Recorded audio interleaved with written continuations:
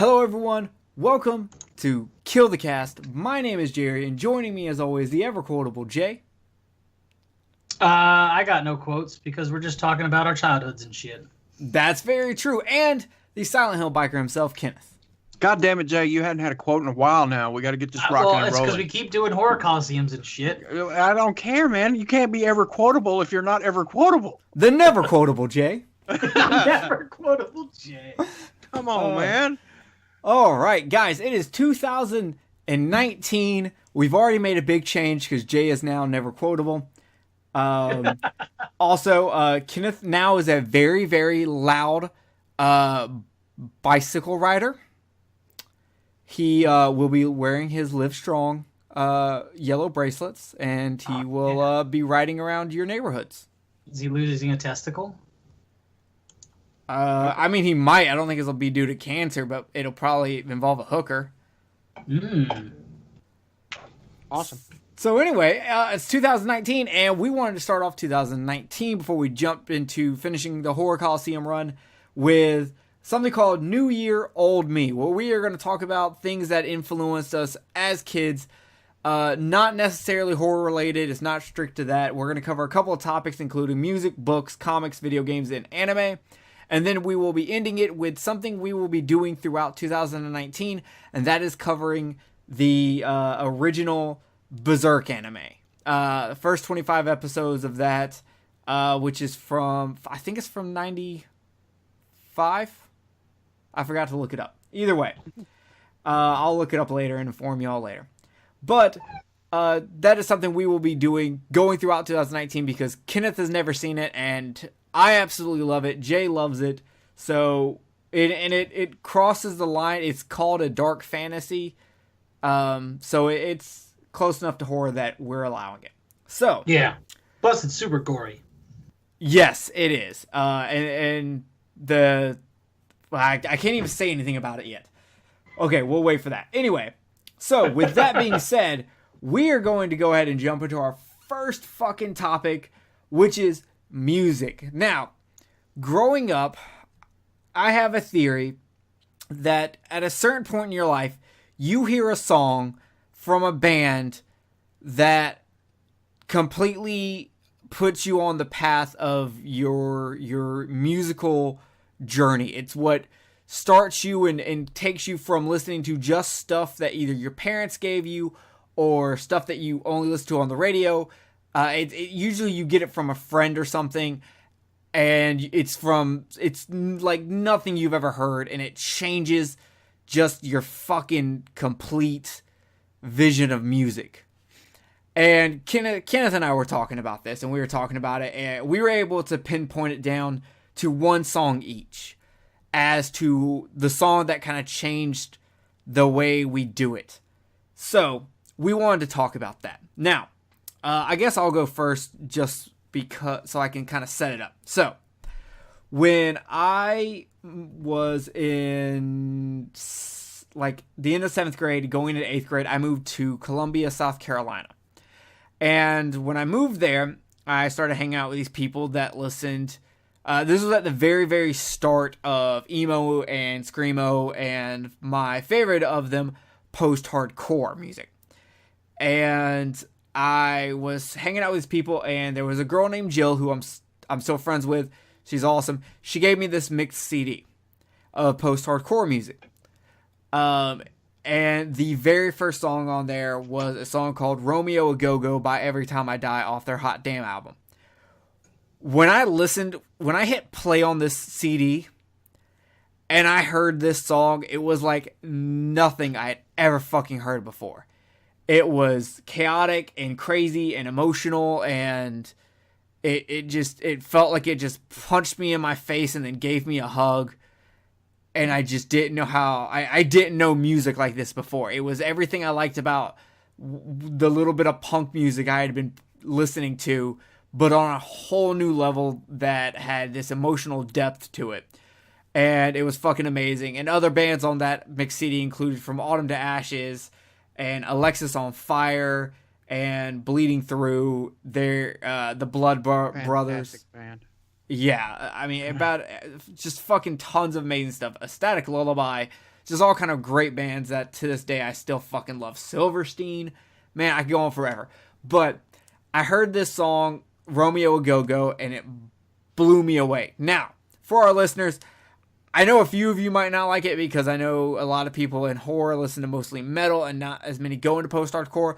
So I will warn you, Romeo a Go-Go is going to be a little bit chaotic and a little bit crazier than you're used to. And the reason I'm telling you is because throughout this episode, you are going to hear all 3 songs that we mention. So you will hear my song, Romeo a Go-Go, at some point in this podcast. You, of course, can skip it if you want. But my song's the shortest out of all 3. So there you go. Look at that. Maybe you'll hear it right now. No, you won't. Just kidding. Suckers. Fuck you. But yeah, so that was mine. Every Time I Die changed the way I looked at music, and it showed me post-hardcore, which I fell in love with, and it's still my favorite genre. Every Time I Die is still my favorite band. You probably know that if you listen to this podcast or if you are friends with me on Facebook. For 5 seconds, because you can't stop talking about them. That is true. When it really comes down to it, I was not really into that style of music. Love like Every Time I Die. I really wasn't into it, you know what I'm saying? Because I felt like they were a little chaotic and stuff like that. And then if it hadn't been for Jerry, I wouldn't have the love for the band that I have now. I mean, I'm not as into him, obviously, as Jerry is, but Every Time I Die is a badass fucking band. And damn, the lyrics are fucking superb. So I got to give Jerry credit. He picked a damn good band to fucking be, you know, his dick get hard over. Yeah, I mean, Romeo Go starts off, the first lyric is, "Tonight I'm coming home in a coma, even if it kills me." It's like, when you start a song off like that, like, holy shit, like, the chaos is intense, but it feels like very much like it has meaning. There's another lyric I'm going to pull up real quick that Google fucking is trying to change my autocorrect. Where is it? Hot Damn just doesn't happen to be my favorite album. That's true. Gutter Phenomenon is my favorite album. I fucking love that album. It's so good.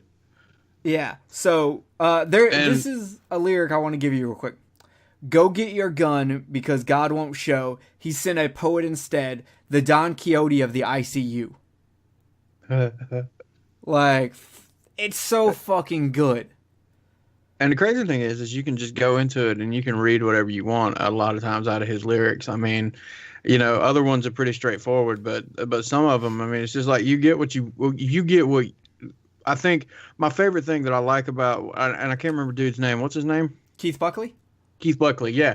My favorite thing about his lyrics is that his lyrics seem personal, but at the same time, they're not personal to him. They're personal to whoever's listening to them. And yeah, all poetry works, and I love it. I mean, it's fantastic because a lot of times when you hear these bands, you know, stuff like that, their stuff is straightforward, and a lot of times it's what they're going through. You know what I'm saying? Them specifically. So, like, when you're listening to it, you'll get the feeling, and that's kind of why you enjoy it. You know, like most of your fucking cookie cutter R&B type shit or things like that, you'll get it, and you'll enjoy it for whatever it's trying. But there's only those certain artists out there that can write music that cut straight through to your heart every time, and I think Keith Buckley is a master at that. Yeah, he's very good at taking things that happen in his life and turning into music. The song Indian Giver was about their drummer Rat Boy leaving the band. He's got a song called More, which is a very, very haunting song that's about him being on tour and not being there to protect his wife one night when someone purse snatched her and I think broke her arm, and how he wants revenge for it so bad, and his wife is like, just forget about it, and he's like, I'm gonna pretend to forget about it, but I'm not. I want his fucking head on a spike. Or his song Pedal, which is about how his life changed when his daughter was born. And that's something like Kenneth can relate to, how your life completely changes when you have a child. Mm-hmm. So throughout all of his lyrics, there is something you can completely get to. But Kenneth is right. he can write something that is personal to him, but you yourself could take it and find a completely different meaning in it and personalize it to yourself, which is something very good. Like I told Jay earlier, posted a poem. He had sent it to me beforehand. I always do, because you're my muse. Yeah, and so I read it, and I told him what I thought it was, and he was like, that's exactly what it is. And I was like, okay. And I told him the reason I liked it is because he took he took what he was feeling and he wrote it. But the thing about the way he wrote it is anyone could take the flower, the subject of the poem, and that flower could be anything, because the poem is about self-martyrdom over you choosing to martyr yourself to protect something, whether it's protect your beliefs, protect someone. That thing, that flower could be anything. It doesn't matter what that flower means to him is something completely different to me or completely different to someone else.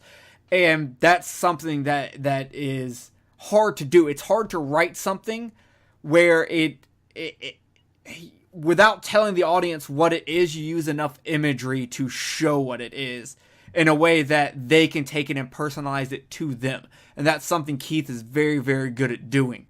Though sometimes he can go really, really far and be extremely cryptic. There's some song he has that, like, in the Every Time I Die group, we just sit there back and forth trying to figure out what the fuck he means. So, either way, that's my song, Romeo a Go-Go by Every Time I Die. It was the first song I ever heard from post-hardcore, and it changed my life. So, with that being said, we are going to go to the second youngest, because I'm the youngest. So now we're going to go to the second youngest, Jay. Jay. That's your cue. You can talk now. Oh, okay. So the song I picked was Iron Maiden Run to the Hills. This was my first introduction to real metal, I suppose, because up until then, it was like things like Disturbed and like Trapped and Hoobastank and all these new metal bands. My lifetime experience with music is very odd. So for the longest time, he was deaf for the first 20 years of his life. But I wasn't able to compose any sonatas.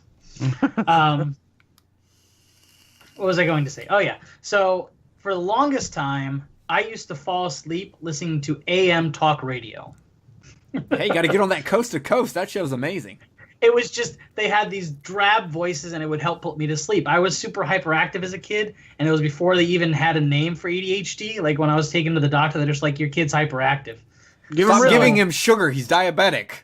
It's the only way he'll shut up. I wasn't diabetic yet. I made myself diabetic. So anyway, so at one point, a friend of mine was over my house, and we were in my room, and they changed it from AM to FM and actually put on a radio station. And so that was the first time I actually ever listened to music. I mean, obviously there's nursery rhymes and when I'm in the car with my mom, but the first time I ever actually listened to music was when this person was like, listen to this FM station. And it was top 40 stuff. I remember as I got older, my mom would listen to a lot of oldies, like Secret Agent Man stuff, like from that era. A lot of classic like rock. That song, like Secret Agent Man. Yeah. Secret... So stuff from that era.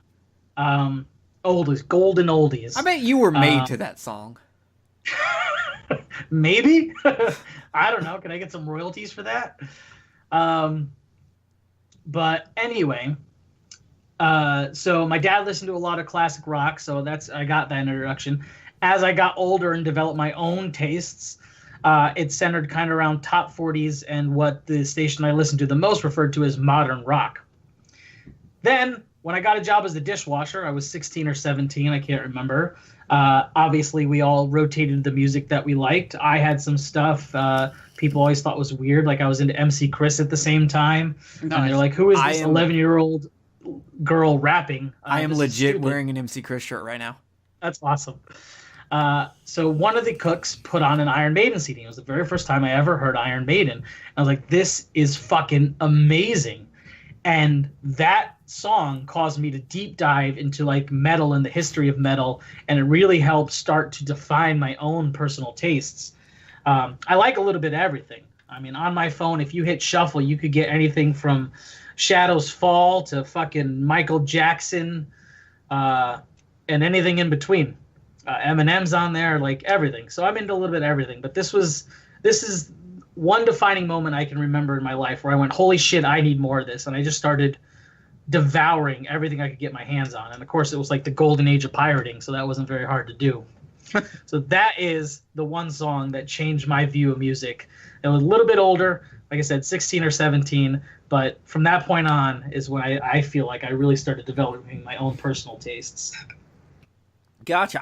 When I listened to Run to the Hills today, because I don't listen to metal, especially I don't listen to classic 80s metal. So I pulled it up because I had to get the song, and I was reading the lyrics while I was listening to it. And there's two versions of the song. There's apparently like a 6-minute one, and then like a regular like 4-minute one. Oh, jeez. I just did the 4-minute one. I'm not. Yeah, it's probably the best idea. Yeah, I'm not gonna do that because I had already listened to Kenneth's song, and Kenneth has the longest song, which surprised the hell out of me. But I gotta say, very good imagery. They're not my style of music. I probably won't listen to it, but I wouldn't turn the channel. That's fair. A lot of their songs are actually about events or time periods in history. I know at one point, a lot of people, parents mainly, were like, oh, God, they're Satanists. And that's when they decided to make the song Number of the Beast. They're like, oh, okay, that's what you think we are? We'll show you. And they decided to basically troll everyone because most of their music is about time periods in history or fictional events and nothing really to do with Satan at all. Run to the Hills, The Trooper, Aces High is all about real life military, basically, events. I can play the shit out of those songs. Like on a guitar or like on your CD player? On a guitar. Really? That's fucking dope. Well, now I know what I'm making you do when I come down there. Kenneth can legit play guitar. He was in quite a few bands. One time when we lived together, we actually wrote like one song. We only had the lyrics and the guitar part for it, but we had like a song done. That's dope. Yeah, man. I mean, yeah, when I got into music and I figured out that I had a talent for playing, I went head over heels. Yeah. So that's pretty cool, man. Yeah, I can't play. I tried to learn guitar. My fingers are too fat. I cannot keep separate rhythm timings with my foot and my hands, so I can't play drums. Don't ever say your fingers are too fat, because have you ever seen Dino from Flintstones? No. Oh. God damn! Now I can't remember the name of the fucking band. Deftones? No. Fuck. Mudvayne? No. I'm just trying to think of fat people in bands. Oh, man. So speaking of music, since we're still on this and you just mentioned Mudvayne, one of the best concert experiences I ever had was Ozfest, where the surviving original members of Black Sabbath and Iron Maiden were the headliners. Damn. And Mudvayne was also on the main stage with them. So when Mudvayne was playing, it had rained a little bit, so there was mud, and people were tearing up chunks of lawn in the lawn section and fucking having like lawn fights with it, like throwing mud balls at each other and shit, and people were like topless sliding down mud hills, and they just destroyed this fucking thing. And Mudvayne was like, yeah, fucking tear it up.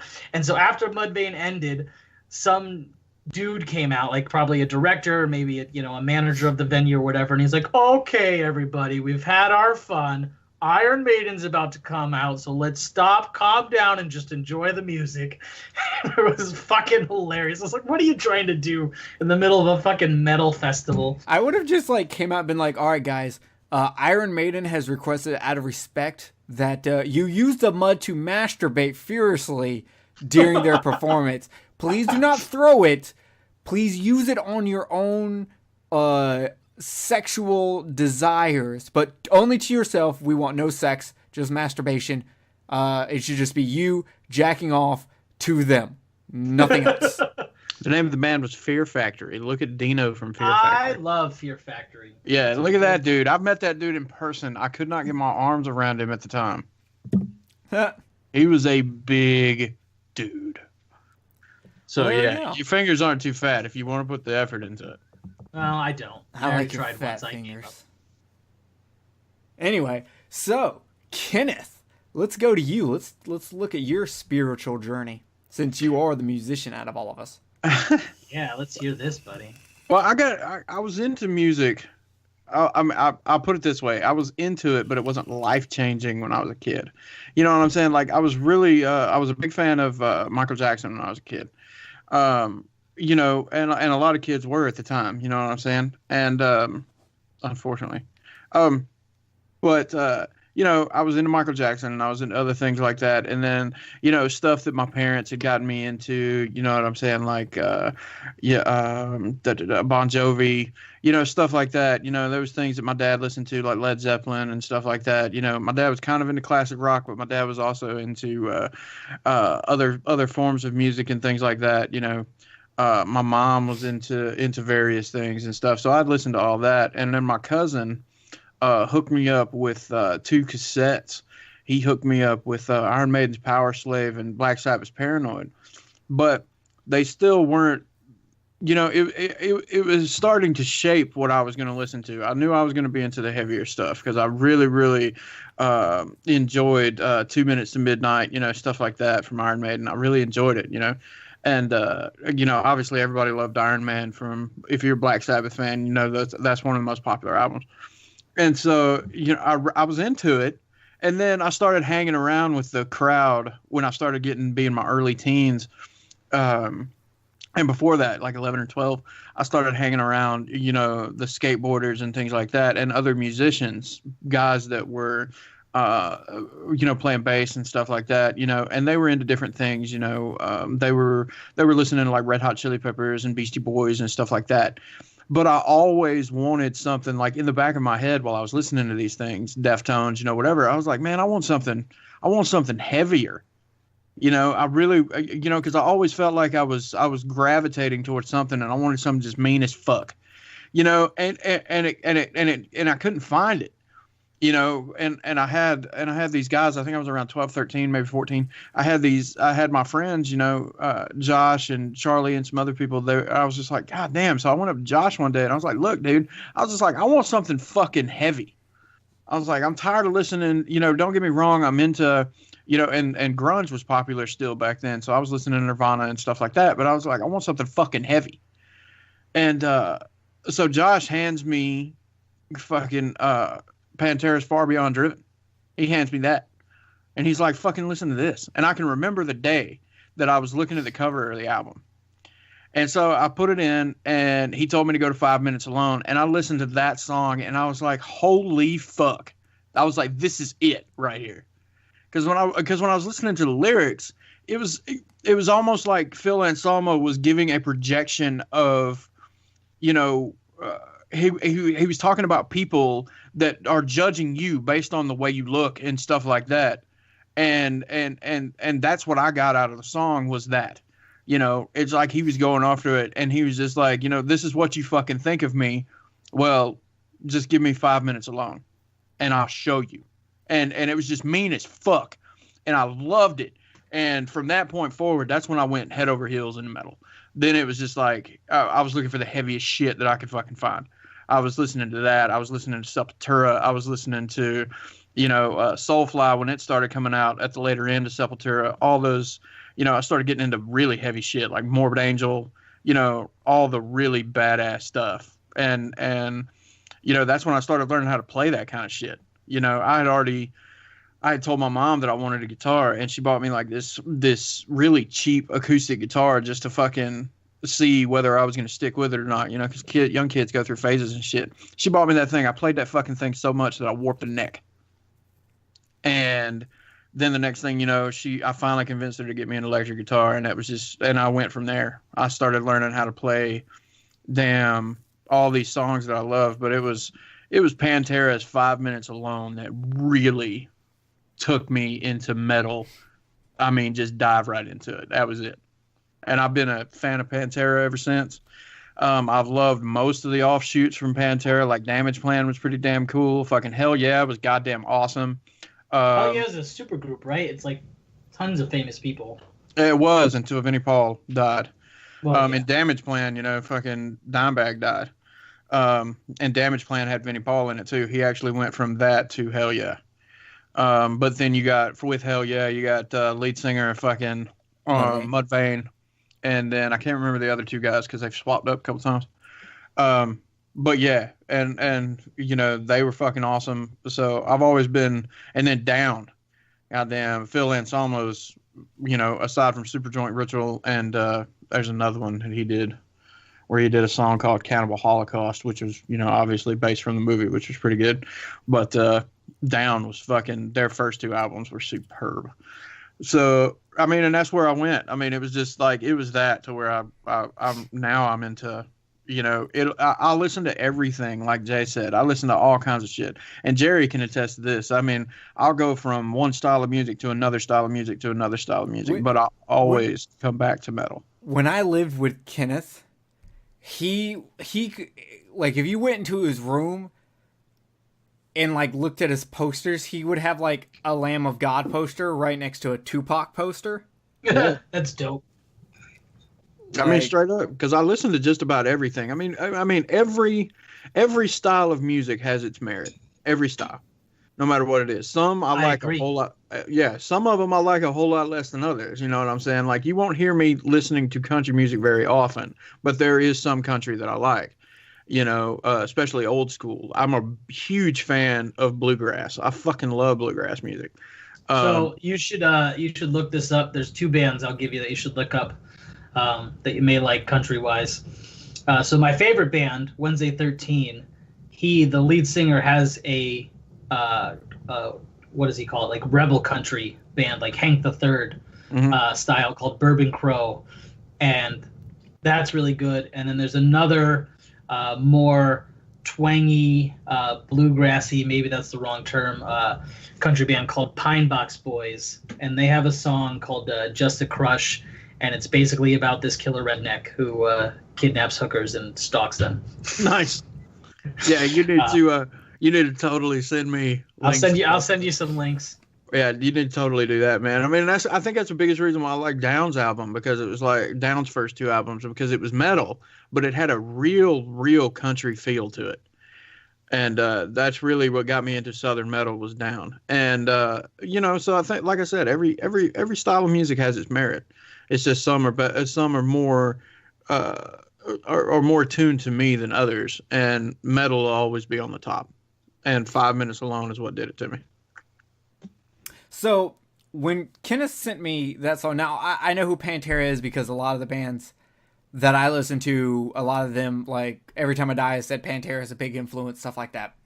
So I played the song and with lyrics, and I was reading the lyrics, and I found a pretty questionable lyric that I had brought up to Kenneth, and I actually had to go research the song. So first I want to tell you what the lyric is and why I had to go look it up. So the lyric is, "You use complexion of my skin for a counter-racist tool," which sounds like a white person doing reverse racism. So I had to go look up the lyric, and so the inspiration for this song was a guy was at a Pantera concert, and he was giving Phil shit, and Phil gets in a lot of trouble when someone in the front row gives him shit. We'll talk about the other thing he did later on that got him into a shitload of trouble because of the same situation. So apparently the guy was giving Phil shit. Phil said something, and according to the story Phil has, audience members beat the shit out of the dude. The kid's dad called Pantera's lawyer and was like, "I don't want to sue. I don't want anyone in jail. I just want 5 minutes alone with the lead singer so I can kick his ass." And the lawyer laughed at him, said that's not happening, and hung up. He then told Phil about it, and Phil at first was like kind of pissed off, and then he was kind of like, you know what? I'll give him 5 minutes. Of course, nothing ever happened from that. But it was enough for me to go looking into. And the reason I would looked into is because quite a few years ago, Phil got in trouble because he did a Nazi salute and said white power on stage. Now, he said the reason he did this is because there were people in the front row, once again, that were calling him racist and saying all this shit, egging him on, trolling him and all this shit. And so in his mind, he thought, you know what, you want to see something bad? You want to see something bad, motherfucker? Here you go. And so he did that. He regrets it. He apologized for it once and said that he's not racist. He was just pissed off by them, and he wanted to show them the monster they wanted to see. And then he said he would never apologize for it again. And he never has. Anytime it's brought up, he does not say sorry again. And with him, it seems like if you're in the front row of a Pantera show, and you give Phil shit, he's going to do something crazy, or the audience is going to beat your ass. Is what I learned from that.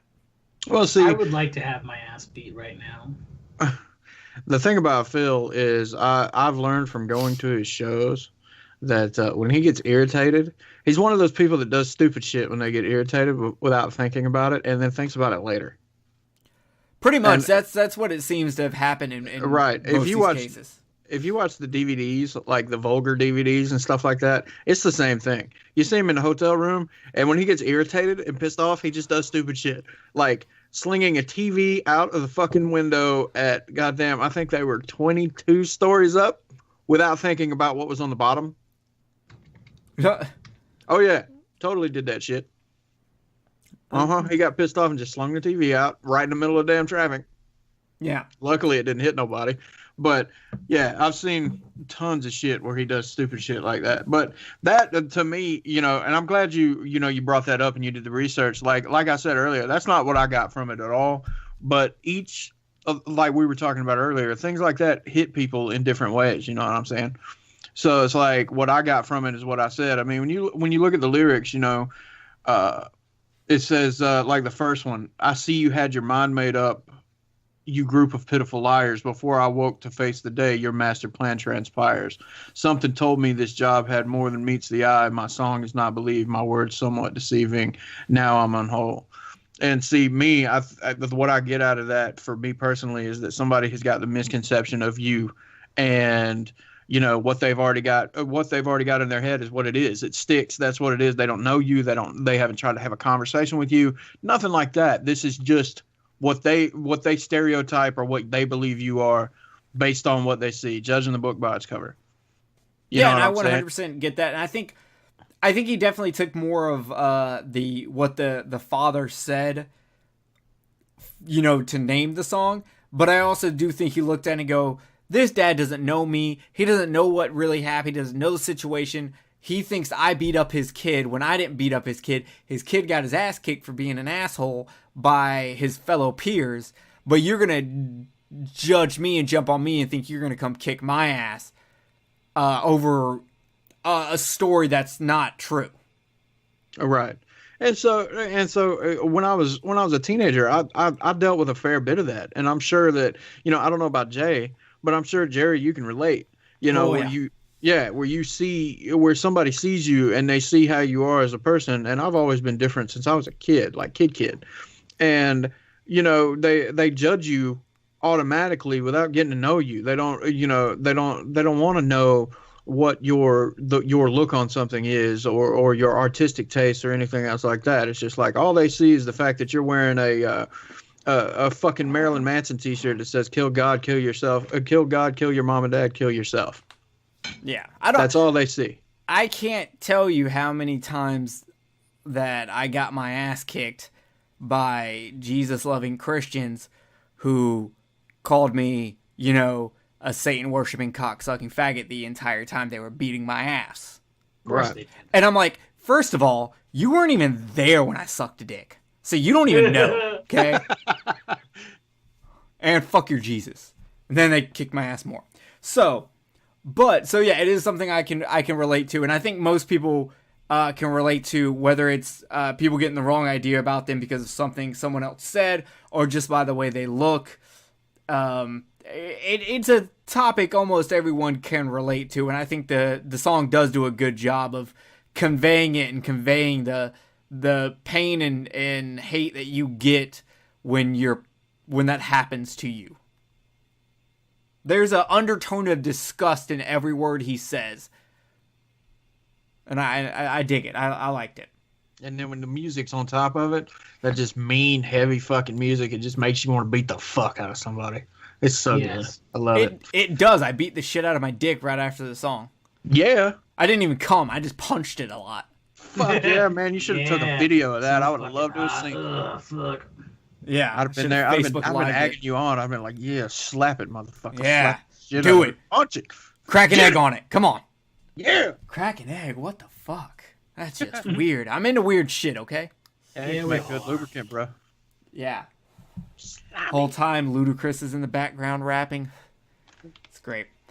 So, so that's some information on music and the music that kind of changed us. And with that being said, we're going to take our first break, and you're going to hear that Pantera song, which is called, it's 5 Minutes Alone. Mm-hmm. Okay. So, with that being said, here is Pantera to soothe you and calm you down and get you in a happy place as we go into literature next.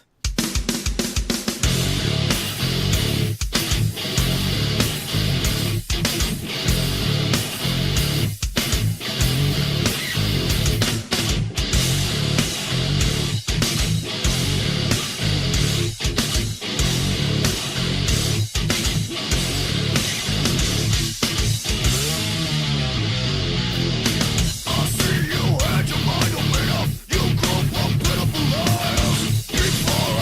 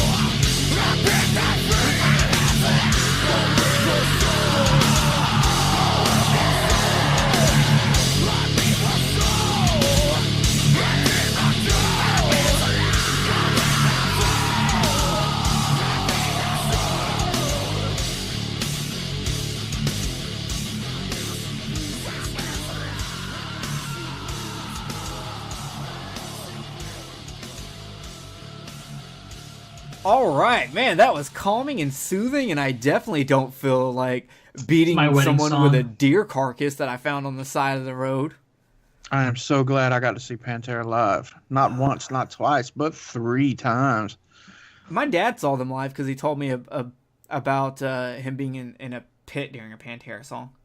So awesome. I got kicked in the fucking head. I got kicked in the head by the lead singer of Evergreen Terrace once. Fun. Yeah. I don't know who that is. It's I got a kicked in. post-hardcore band. Go ahead. I got kicked in the head, and then I turned around and I decked the dude in the fucking nose, and Phil was looking right at me at the tabernacle when I did it. Yeah. Fuck him. I have never been kicked in the head. I have an awesome video of a wall of death that I watched from the outside when I went to go see Exodus last year.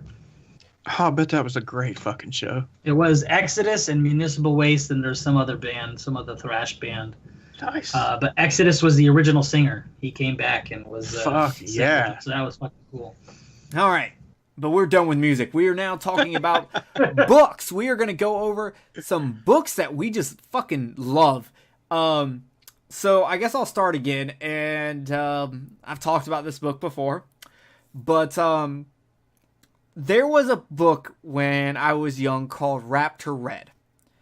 And it's not the book I'm going to talk about, but it leads into it. My next door neighbor wanted me to read this book. And the whole book it's about raptors, the dinosaurs, but the whole book is from the perspective of a raptor, and it's very like scientific and natural and all that shit.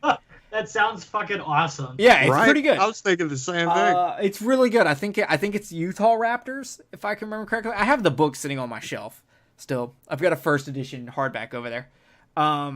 So show me that when I come up in a couple weeks. Yeah. So I was like, it was pretty good. And he goes, I've got another book that's going to blow you away. And I was like, okay. He was like, I know you love sharks. I know you love Jaws. Here's a book called Meg by Steve Allen. And I was like, okay, sure. I read that shit in 2 days. I spent my entire weekend reading that. And keep in mind, I'm in like 5th grade. I'm in 5th or 6th grade. It was one of those. The book came out in 97. And I read it. And of course, a lot of you have seen the movie by now. And the movie, well, you haven't. And the movie's okay. But the movie is nothing like the book. And I literally mean they just took names from the book and used that, but they didn't use anything from the actual book. And this book, Jay, you actually read this book. I did before the movie came out. Well, I listened to it. It was an audiobook, but yes. Yeah, because Jay can't read because we told you earlier he was born deaf. Huh? Yeah. So, but the book is a very fast-paced action. Yeah, it is. Book. It's crazy, and it's a book that really changed the way I read, because after I read this, I was like, I'm done with Goosebumps, okay? Meg changed the way I read. After I read it, I was like, I've got to read bigger books, and from that, I started reading, like, Stephen King books. I read Pet Sematary and Eyes of the Dragon, and I also, the other big book besides Meg that I read as a kid was Ender's Game. That was another book that guy let me read, and super good, but fuck Ender's Game. It's all about the Ender Shadow series. Ender Shadow series beats the shit out of Ender's Game series. So if you've read Ender's Game, you should read Ender's Shadow, because it's Ender's Game told from the point of view of Bean, which is another character. And it's fucking awesome. But so these books, it's these 4 books, Meg, Eyes of the Dragon, Pet Sematary, and Ender's Game, that changed the way I read books. And they those are the books that evolved me from reading these Goosebumps and Fear Street and shit like that. And Hey, don't knock Fear Street, man. I'm not knocking Fear Street. Yo, R.L. Stine got people to read. I was reading about fucking big hamsters and fucking choose your own adventures, where you get to. Did you ever fucking read alligator? What? Yeah, fucking alligator. Did you ever? Did you ever read the Fear Street trilogy? That was the history of how, like, the Fear family, how the street came to be known as Fear Street. No, I just assumed that they had an incestual orgy in the middle of the road that the town got really pissed off about. That they would do it every night at fucking midnight, howling like wolves, and the fucking town just comes out there with their pitchforks and their gas and their lanterns and torches and yell at them and poke them, but they just like it. They're the fucking little Susie Fears, like, oh yeah, burn my fucking balls. And you're like, why do you have balls? You're a girl. She's like, don't you fucking identify me. And they're like, you know what? Fuck it. Just set them all on fire. So they just set them all on fucking fire right in the middle of the street. And after that, they felt really bad about it. They were like, well, let's just name the street after him and say it was a weird accident from their crazy religion. And people believe that, and that's how it happened, right? Yeah, we'll go with that. Okay, so how did it really happen? Did you read these books? I don't remember. I was just curious if you had ever read. I was actually in the psych ward when these books came out, and my cousin, who was also into the Fear Street books at the same time, brought me at this little box set, this trilogy, the Fear Street Origins or whatever the fuck it was called, part 1, 2, and 3. So I was just curious if anybody else read it. Oh, okay. Fair enough. Hopefully I'm sure R.L. Stine wrote something close to what I wrote. Anyway, so yeah, those books really changed me. So I highly recommend Meg by Steve Alton, Pet Sematary by Stephen King. Eyes of the Dragon by Stephen King is not a horror novel. It is a fantasy one, but it is really fucking good. And then the Ender's Game, Ender's Shadow combo if you want science fiction. So with that being said, Jay, what do you got for books? So when I was younger, I read a lot. And I mean a lot. Mostly because I was locked up in a psych ward for almost an entire year, and there's not much to do besides read. I remember My Teacher is an Alien series. Yep. Being pretty big. That's a good series. Boxcar Children, of course. Classic. As you said, Fear Street. I never actually read Goosebumps. I kind of just jumped right into Fear Street. I was always above average when it came to intelligence, so reading really came easier, and understanding and comprehension really came easier. Well, yeah, you were deaf. It made up your other senses. Exactly. It's like a superpower, like reverse Daredevil. Yeah. Oh, you're deaf. Oh, sweet. What ability do I get? Oh, you can read really well. Yeah. That's how I fight crime. Yeah. But so I jumped right into Fear Street, and I read a lot of those. The Babysitter. There's like 3 of those that are really good, which is kind of like One Missed Call, that movie where someone's calling from inside the house, and it's all kinds of fucked up. And then I kind of dropped off for a little bit. In high school, I didn't read too much. I really got back into reading maybe 11 years ago now, when I first moved to Washington, and I was taking advantage of the library, and I read Ender's Game for the first time. It's funny that you mentioned it, and it just fucking blew my mind. So I really started researching other sci-fi novels. I read through, I've never read Ender's Shadow. I really should. Oh, you got it's so good. But I read the original 3 in the trilogy. Speaker Ender's for Game, the Dead. Speaker for the Dead, and Xenocide, I think, is the 3rd one. Yeah. But that kind of led me, I started looking up books based on movies that I really like. So I read Starship Troopers, which is way different than the movie, by the way. Yeah. They kind of have some similar themes, but they both have space. Well, no, I mean, some of the political commentary is similar. But for example, Dizzy, the female lead in the movie, is a man who dies in the first 3 pages. I'm okay with that. Me too. But yeah, so that was kind of my resurgence of reading, and then from there it kind of switched to comic books, which is a whole separate category, so I won't go too much into that. But comic books kind of has been my main medium of reading in general. I been listening to some audiobooks for the past year or so. Well, that you helped got me your listen to some hearing new back. I things. mean, you gotta start reading. I listened to The Meg, as you mentioned. I listened to Pet Sematary. That was the first time. And fuck, man, King can write. God damn, can he just build a scene? Yeah, but sometimes he writes too much, and you're like, Steven, I don't give a fuck about this lamp, okay? That's how I felt about Lord of the Rings. I feel the same way. I tried to read the Lord of the Rings book, and I was just like, I don't care what the fucking forest looks like. Why is there 11 pages of descriptions of the leaves?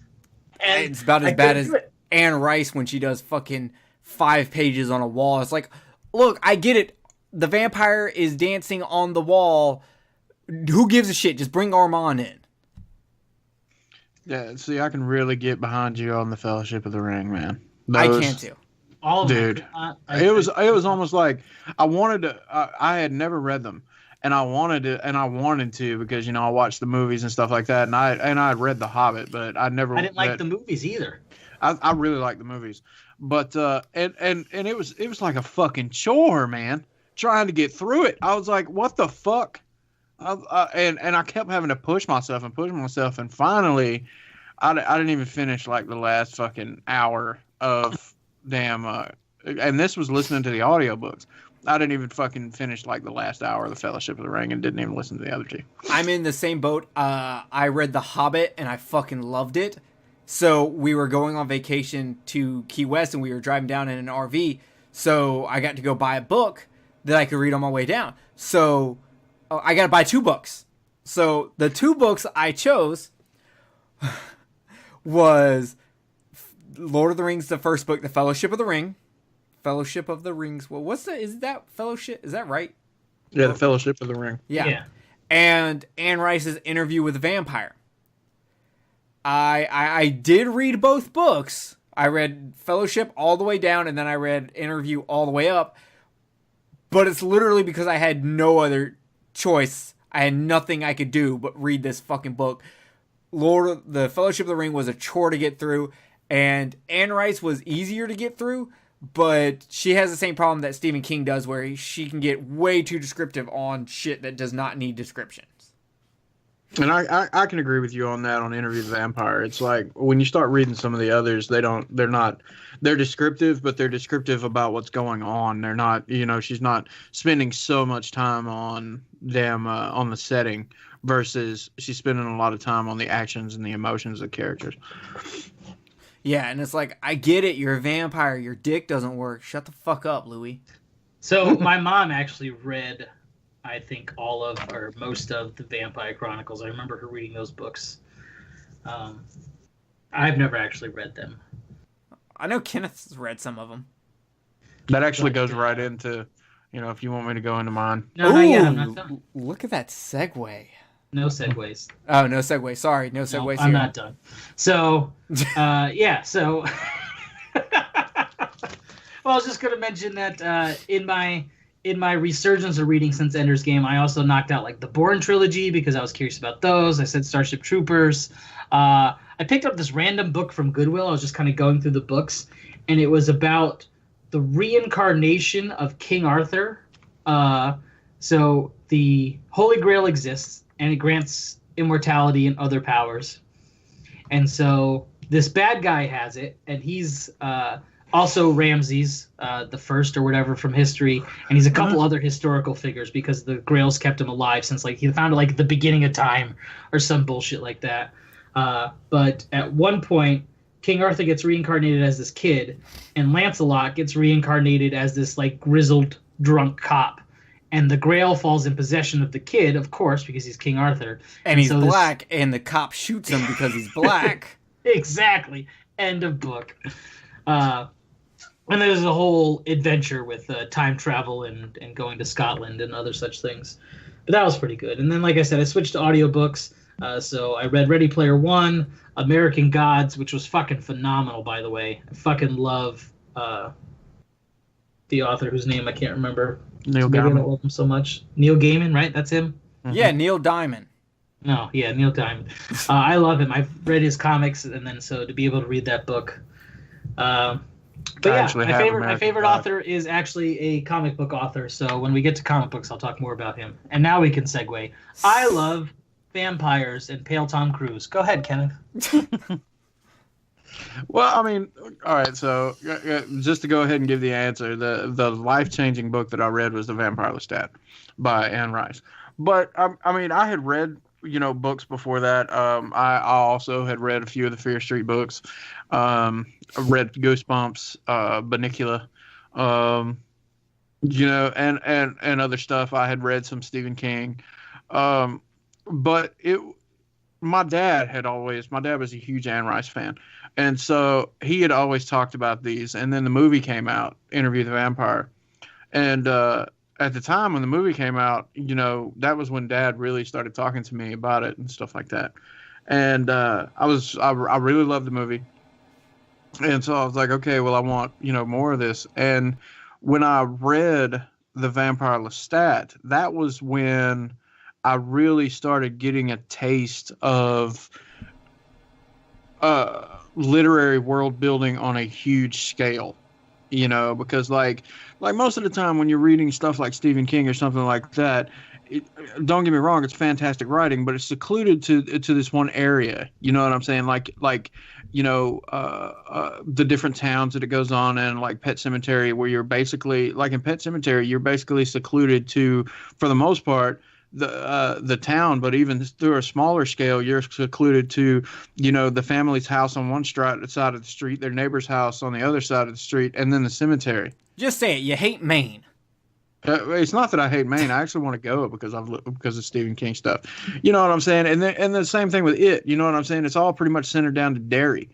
And then if you start reading some of the short stories like the Langoliers and stuff like that, you're inside an airport, or you're doing this, or you're doing that. It's all, small things. But then when I read Anne Rice, you know what I'm saying? I went from, these small areas to, the mountains in France, and then Paris, and then, Louisiana, and all these places.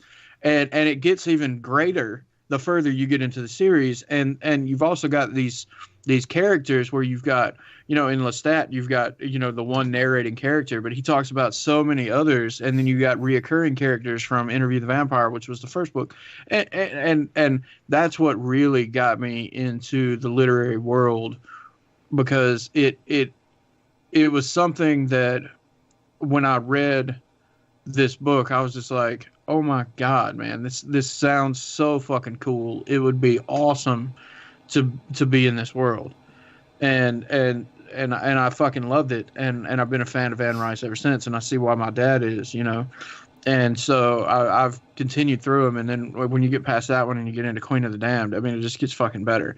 There's only a couple of them out of the Vampire Chronicles where I'm just kind of like, you know what I'm saying? Like the Vampire Armand, I mean, it's just like, how many times can you write about two guys fucking?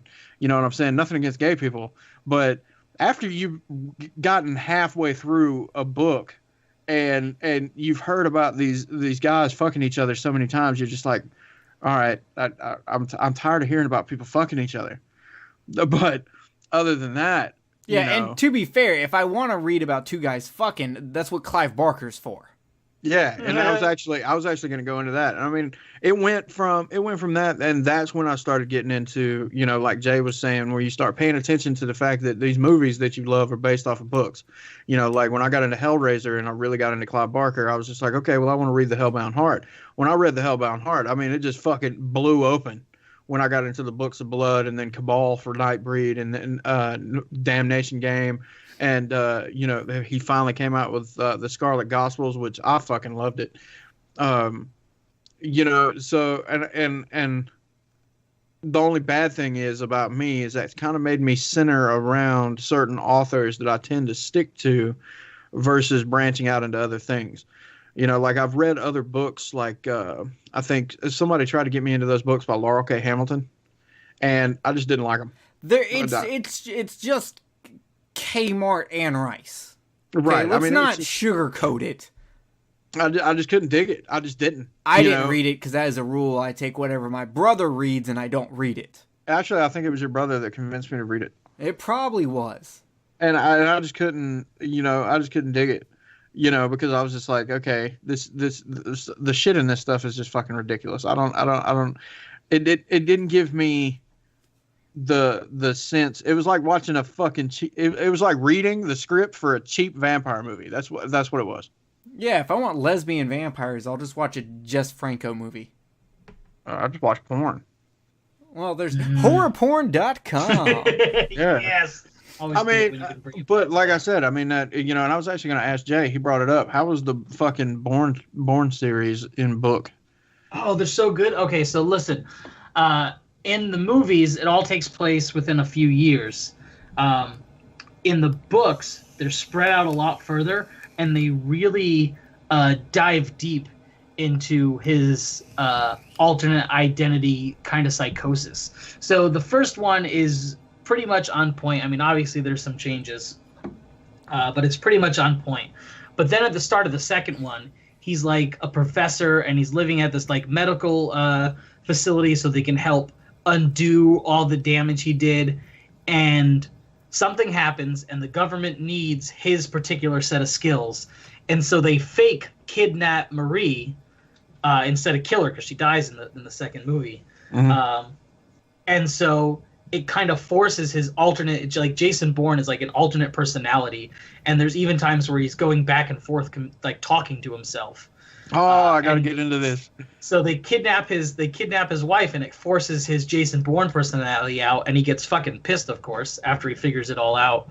And then the third one takes place. He's like old. He's like 40 or 50, and so it's more him having to use his mind and not rely so much on his physical ability. And then the bad guy from the first book comes back, and they kind of have this final showdown. And the first three are fantastic.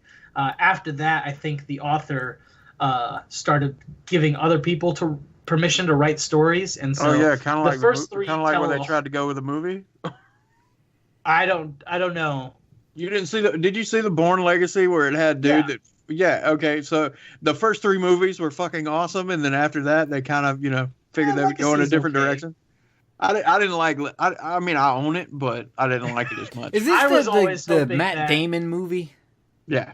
Yeah, I didn't watch it because I just couldn't believe Matt Damon as like a. Dude, Matt Damon is such a good actor, though. He's a good actor, but I don't know if he's a good enough actor to make me think he can do these things. So look, he does a fucking fantastic job. Are really good, but the director is a really big fan of like choppy editing, and it can get confusing at times as to what's going on. I'll stick to my Sean Connery, Daniel Craig Bond movies. Everything else that's going on is really good. Like there's mysteries in each movie on like who's doing what, and there's a couple of really like oh shit moments. So I don't know. Maybe you give them a shot if you've never watched them. Yeah. See, the thing about it is with the Bourne movies is it's not like they're not trying to be spy movies per se. They're not trying to be James Bond. They're not trying to be that. This is a movie about a guy, and I'm just going to go from the movies and not the books because I haven't read them. This is a movie about a guy who was trained to be a fucking amazing assassin. Some MK Ultra shit. I don't know. Oh. But do you know what MK Ultra is? No, that's the reason why I'm saying I don't know. Oh, dude. MK Ultra was a thing that the government did where they were trying to break people's minds and to make like the ultimate assassin. And this is like a legit thing. Like most of it got destroyed, but some of it that didn't get destroyed actually came out through the government, and where they were like force feeding people acid, like trying to destroy their brain so they could rewire it. And like there's like tales of them like basically just raping like women or children to over and over and over again to just destroy them so they could then rebuild them mentally as like children like assassins or like seductive women assassins. Kind of, but not to the extreme of that. Like no one fucked him is what you're saying. Right. Well, I'm not going to say the extreme. I mean, the way that they built these guys was pretty extreme, but it wasn't like it was more torturous and shit like that. But the point is that he's a fucking badass assassin, and something happens. I can't remember exactly. I think he like bumps his head or gets shot in the head or something. I can't remember. I can't remember. You want me to? So it's he flubs an assassination because the guy's kids get involved, and he's like, "Oh shit! Well, I'm not going to shoot this guy in the head in front of his kids." And his head gets all fucked up. Yeah, and so he gets amnesia, so he can't remember who the fuck he is or what he does, but his skill set from all the shit that's basically been implanted into him is still there. Yeah, it's all instinct, basically. Yeah, basically. So, like, one of the most famous scenes from the first movie is he's in a park, after they pick him up on a boat, and then they take him, back, and he's trying to remember who he is, and he can't. And when he gets, I think he's in France, when he gets there, he's in a park at night, and these two cops come up and say that he can't be in the park, and then he just fucking whoops their asses, and he's holding a gun and pointing at him. Don't know how the fuck he got the gun from him. Don't know what the fuck just happened. He just knows that he whooped their fucking asses. And he's sitting there looking at it, and he's looking at them, and he's like, and then everything, like, he still don't remember what he is, but his skill set starts fucking kicking in. So it's like he takes off and he starts running, and he starts using his instinctual skills to figure out who he is. Okay, well, maybe that's something we can look at for Jerry Hates Action. It's maybe really you fucking might actually good, like dude. it. Yeah, because there's a lot of story. It's not just mindless action sequences. Let's get back on topic here. Okay. One more thing I want to tell Kenneth about the books, since that's on topic. So the first and third have the same main bad guy. Do you know the assassin, like the real life assassin, the Jackal, right? Like the yeah, totally. So he's a version of him is the bad guy in the first and third book. So that's kind of cool. Hell yeah. I downloaded a bunch of the James Bond novels because I wanted to see how much they are like the movies. James Bond in the book smokes like 200 cigarettes a day. I wouldn't be surprised. That is way too many cigarettes. But that's like 10 packs of cigarettes. But yeah, it was Anne Rice, that the Vampire Lestat. That was the one. That's what we were talking about. Yeah. That was the one that changed my life when it came to books. All right. Well, then we move into the other thing of literature, but literature with pictures. Yeah, because reading is hard. Great. We're going to go into comics, and while I've read a lot of comics, there is one standout comic book series for me that has... Do we want to timestamp? No, because I'm doing books and comics together. Okay, my bad. Don't worry, I've got the timestamp down. I will make it happen sexually with segues and donuts and Paul Blart Mall Cop. Okay, so comic books. So there's a comic book that came out in 1978, well before I was born. But my dad's, after his second wife, he got engaged to this other woman, and she was a big fan of this series, and this series is called ElfQuest. It is a fantasy series, and it is about elves, obviously. So there's this group of elves. They live in these forests, and humans hate them. They think they're devils and demons, and but the elves are like, no, y'all are just assholes.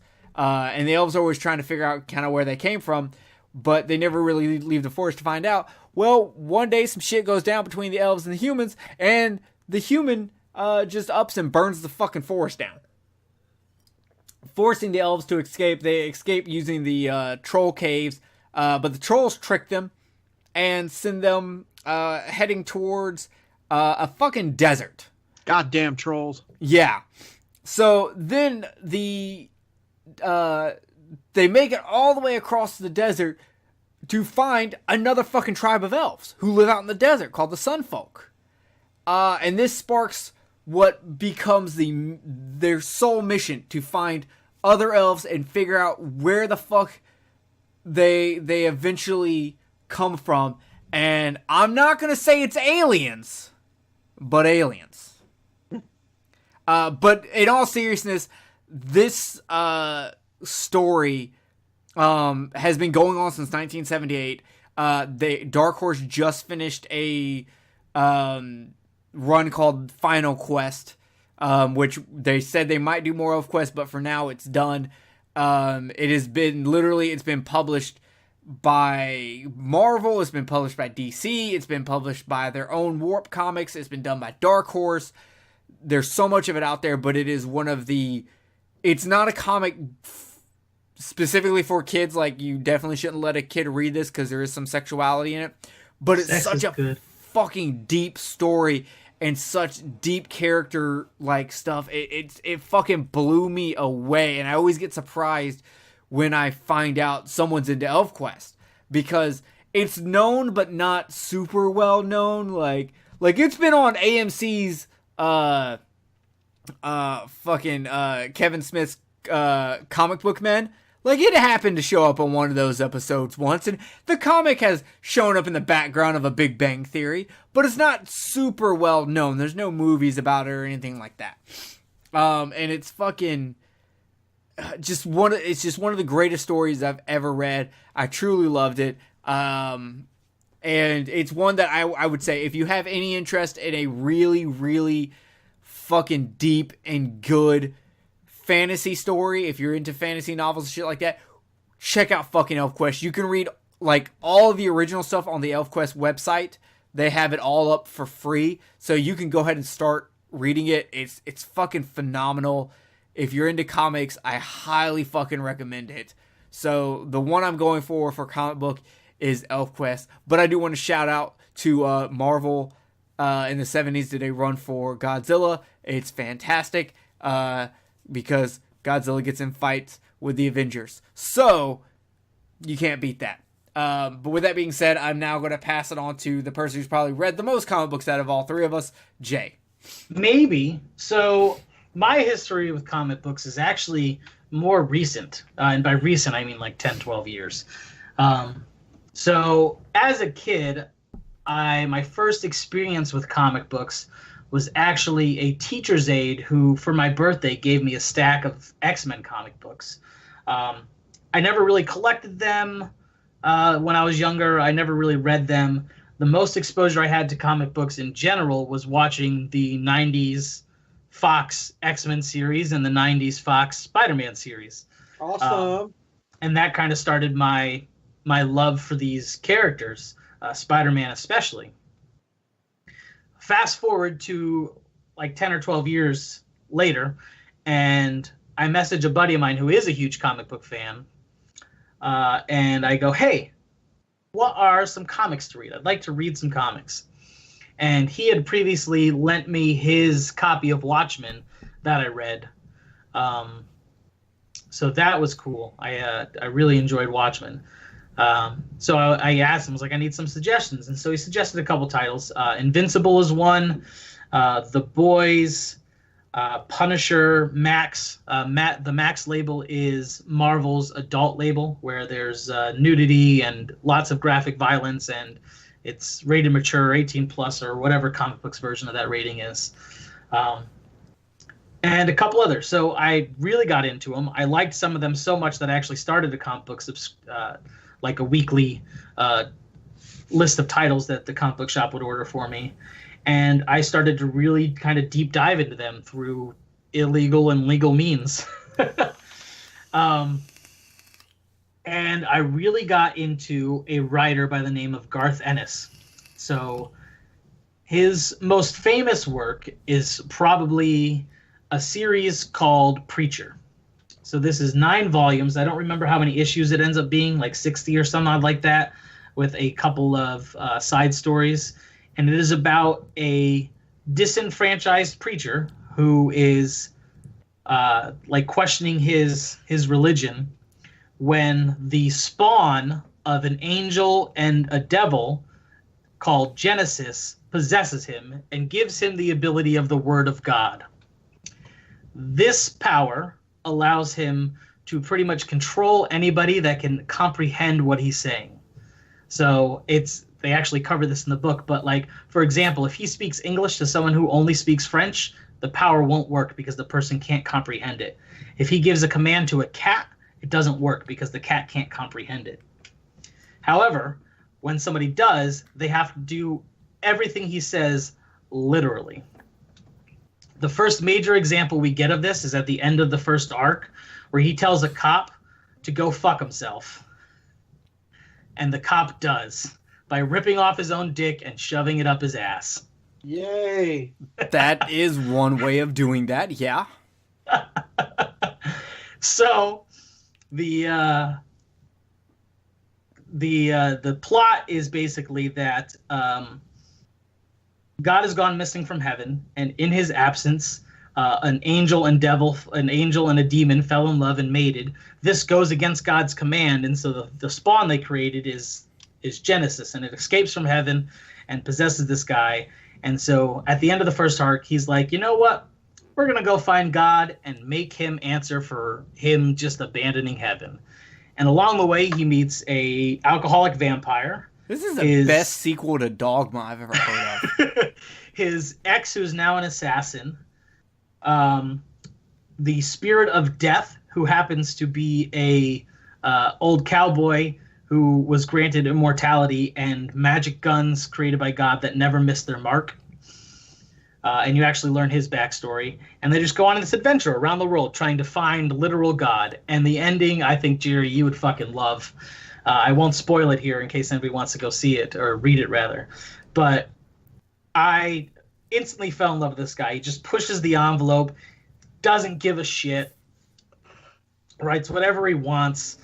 He did another series called The Boys, which basically makes fun of superheroes and parodies them. Like there's a parody of the X-Men in it, but instead of the Professor X character trying to save children and teach them how to use their abilities and stuff, he's collecting children because he's a pedophile. And all kinds of other... Is he Catholic? I don't think his religion is discussed. If it's not discussed, he's Catholic. I think it's default pedophile status to just be Catholic.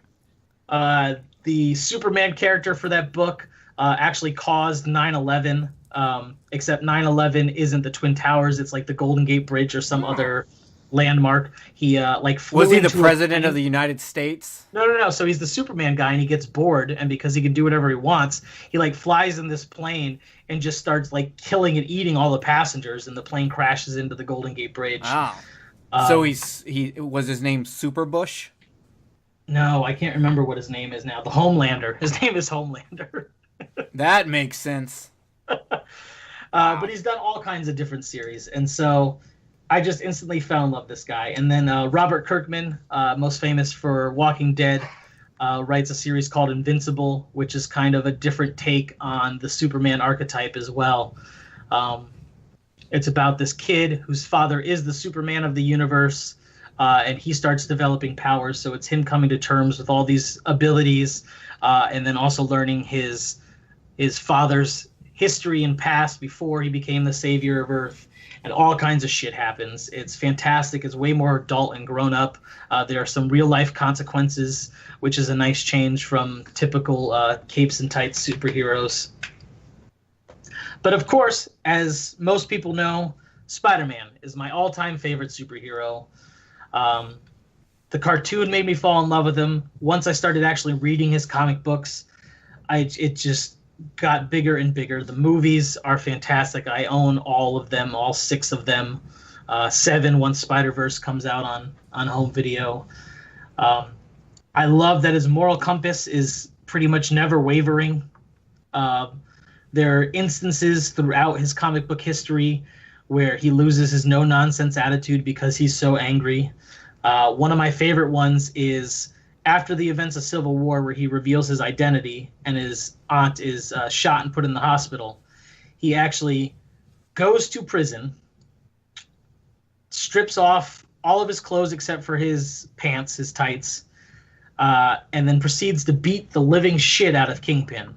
Doesn't kill him, but at the end he holds him up and he goes, "I just want you to know that I can do this anytime I want," and then leaves the prison with him beat to a fucking pulp because Kingpin was responsible for his aunt getting shot. And stuff like that is just, the character himself is so, I don't even know how to really put it into words. I love everything about him, and I relate to him so hard because he's not, throughout most of his history, he's not really loved by anybody. He has terrible luck with his relationships because he's always constantly fighting with his identity as Spider-Man. The public doesn't care for him in droves like they do other superheroes. And he's thanks always to the always, fake media, Jameson. Well, yeah, that's partially, that's correct. But he almost always is trying to do the right thing, and I totally respect that about the character. He's one of the only ones in all of comic bookdom who has this unwavering moral compass, and it's just something that I love. And so he quickly became my favorite, and he was unique too. Like, plenty of people can fly, plenty of people can run fast. Nobody else can stick to wall and shoot webs out of their wrists, even if it's a man-made gadget. He is the most unique, in my opinion, superhero in the mainstream. I mean, there's other people, like there's a comic called Chew where a detective can eat things to get visions, and that's kind of weird. But yeah, as far as the mainstream acid. Characters, what? No, Chew. I said Chew. Yeah, no, you eat acid and you get visions. Oh, I got you. Yeah, But I agree with you. Spider-Man is one of my favorites. I do enjoy quite a few Spider-Man storylines. So yeah, that's my journey with comic books. And Jerry knows I am currently attempting to read all 900 original issues of Amazing Spider-Man. I am 10 in. I gotta say this real quick. You keep Yes. saying 900 of the original Spider-Man. The first run of Spider-Man is 700 issues. After 700 issues, then you got the reboot. Because I know, because I was collecting Spider-Man comics during the time. After 700, then it restarts over at 1. What? Yeah.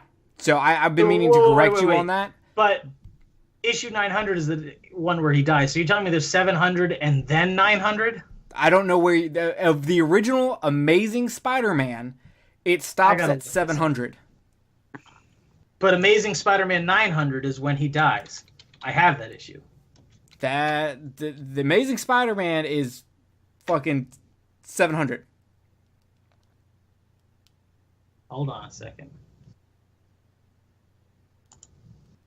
Well, actually, don't hold on a second, because obviously we're just going to have dead air if I... Yeah.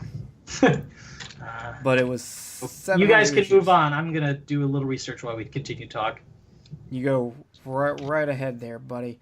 I'm trying to pull Oh, up you're right. It is 700. Yeah. Okay. See? Told you, bitch. I'm a fucking idiot. I do have this issue. Okay. Yeah. So the all 700 original issues. Yes. My mistake. Because Doc Ock takes over Spider-Man's body, and then what happens is after 700, when they restart the series, Superior Spider-Man. Yeah, well, no.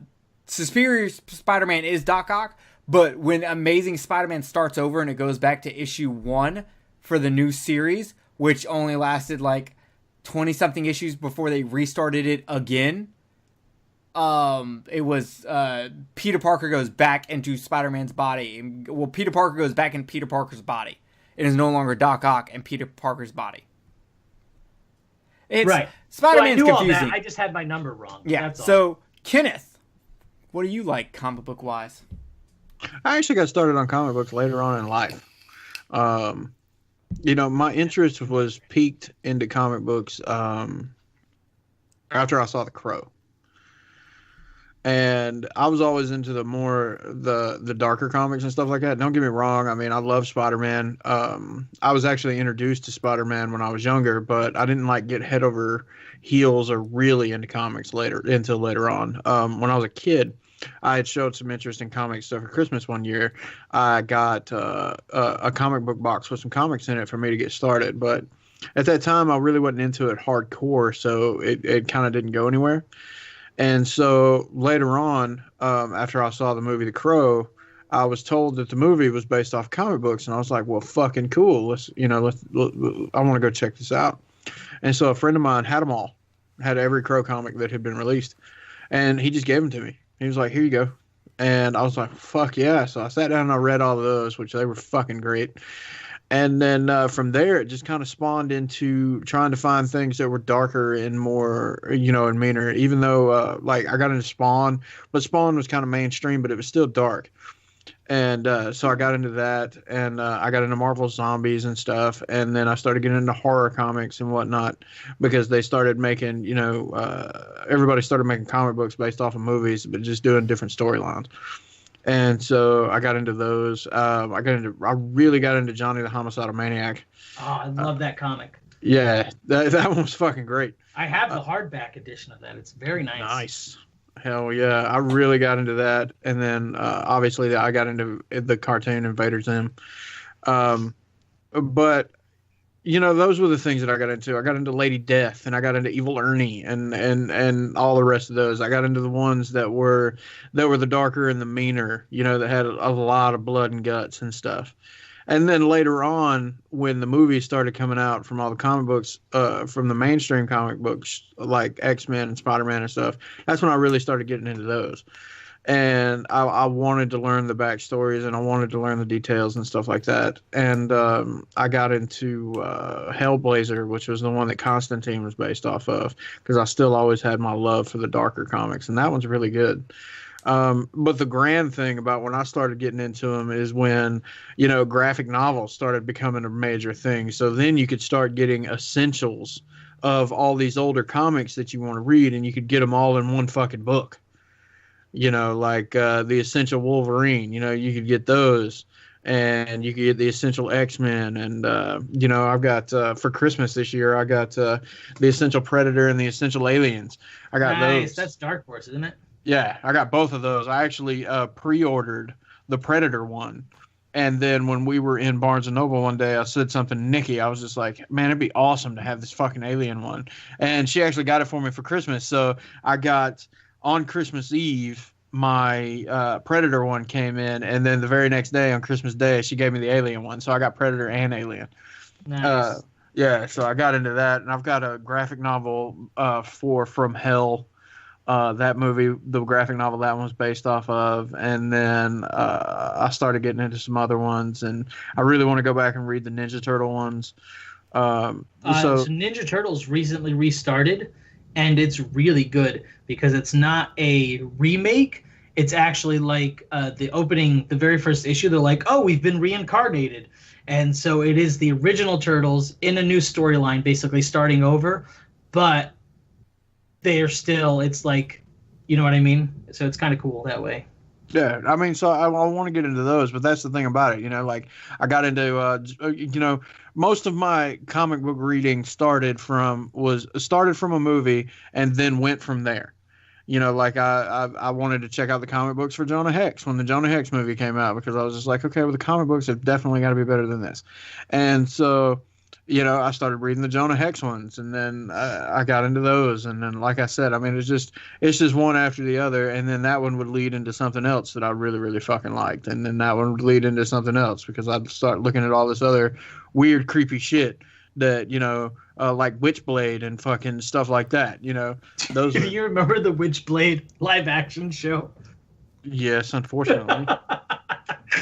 Oh, shit. But yeah, I'm really keep cool interrupting you. Dark shit, the Hellboy ones are really fucking good, but you have to Google so much shit because it's so deep in occult shit that you constantly have to like look up what the fuck this is. I can imagine. It's like what we talked about before when this isn't comic book related, but it's like what we talked about before when you're watching Supernatural. There's so much shit that's based in real fucking occultism in that show. And so, I mean, I love when mediums like that really do their homework when they're writing the comics or they're writing the movies or stuff like that. When they really dive into it, I love that kind of thing, because when it's based that deep in realism, it makes it that much better.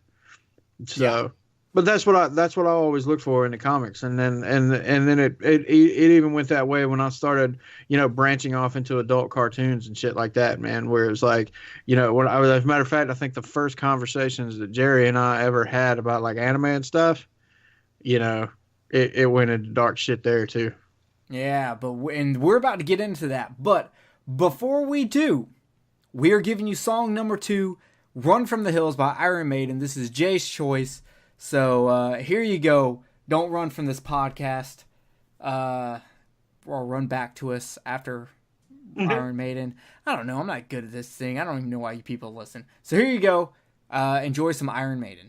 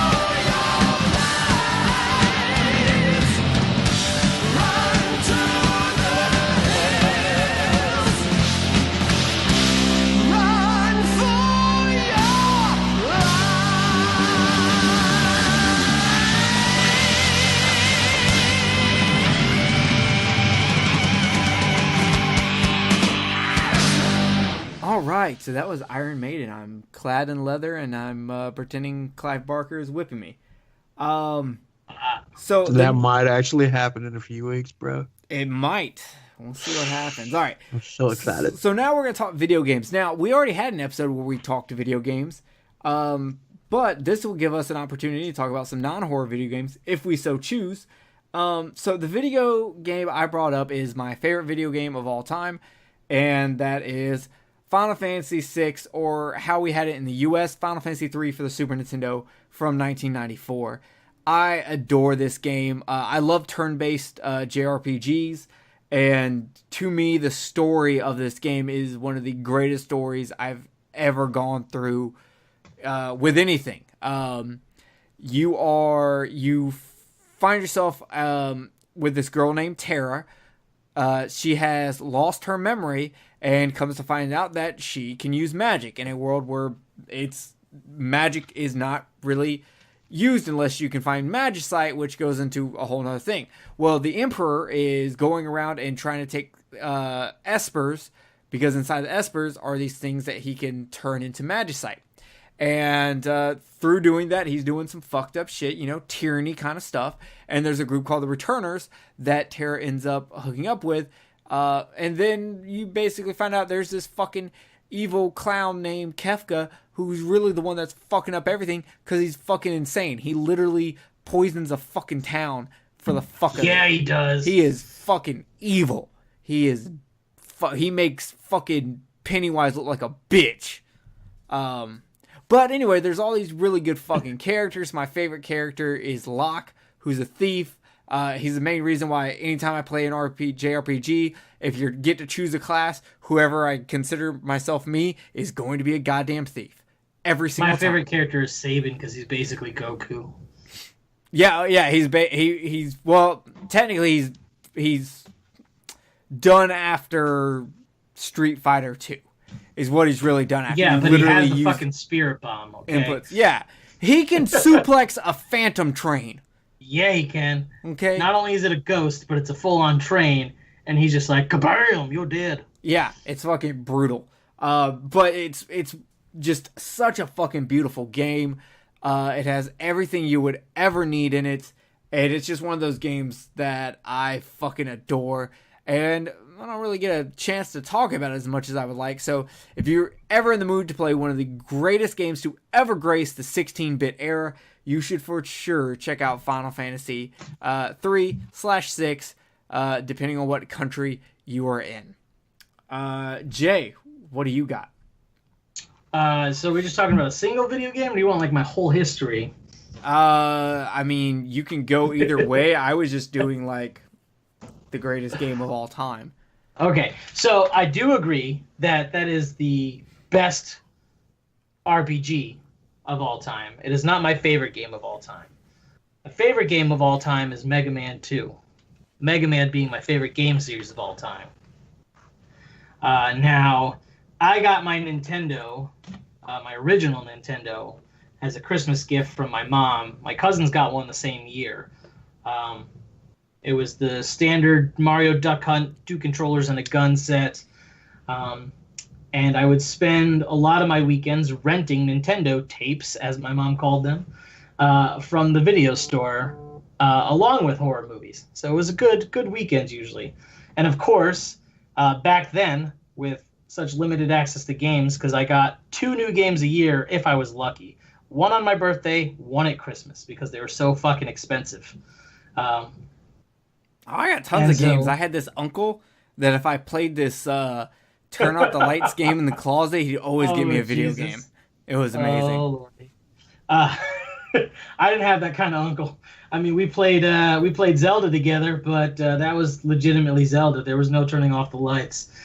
So a lot of the games I rented, and I want to say that Mega Man 2, I can't remember if I actually owned it or not, but either way, I was super into Mega Man 2, and I got really, really good at it because back then you just played the games you had over and over again, and so I got really, really good at Mega Man 2, where I could run through the whole thing no problem. And I've always loved the good mix of difficulty, the cool boss design, the ability to take their powers was, different for the time. The music is so memorable. And while I enjoy pretty much all the games in the series, I mean, 8 is kind of usually universally agreed on as being the worst. But while I enjoy all the games in the series, 2 will always be the one I played the most. I'm 90% sure it was the first one, and I ended up playing Mega Man 1 after. But I just have such fond memories of that game. And I actually have a copy now that is signed by both the creator of the series, Inafune, and the man who did the North American box/cartridge art, Mark Erickson, who actually doesn't play games at all. He's just an artist. So I have both of their signatures on a copy of Mega Man 2, and I keep it in a shadow box, and it's one of my most prized possessions. because I think that's pretty damn cool. But yeah, so Mega Man 2, that's my that's the game that I'm bringing up and talking about. Mega Man 2 is the best Mega Man game, hands down. Has the best soundtrack. I'll give it to you. I was actually watching a video by Stop Skeletons from Fighting, and he was talking about how important the ending of Mega Man 2 is. But another cool thing to talk about in the video is how the first Mega Man game didn't even sell that well, so that the team that created Mega Man 2 did it in their off time. Capcom was like, you can make a Mega Man 2 if you want, but it's got to be on your own time. Like, we're trying to make games that sell here. So they did, and that's why the ending of Mega Man 2 is so, like, kind of downbeat and lonely, because they didn't think they'd be able to make another one. But Mega Man 2 was such a surprise hit that they got to continue the next one, Mega Man 3. Capcom was like, okay, you can make Mega Man games. So, fun side note, your favorite Mega Man game almost was not made, and it was only made out of the pure love that the people had for the game. Well, thank God for that. Yeah, fucking beautiful. Kenneth, what do you got video game wise? I got a lot. No. Well, first there was Pong, and no, I'm just kidding. Well, the unfortunate thing is that I am old enough to remember that. I could sit here and I could talk about Silent Hill like I did before. Silent Hill was a great game, and it's one of my favorite games. It's my favorite game of all time. But I'm not going to talk about that. I'm going to talk about one of the games that I have some of the most fond memories of my childhood, and that's Wizards and Warriors. Oh yeah.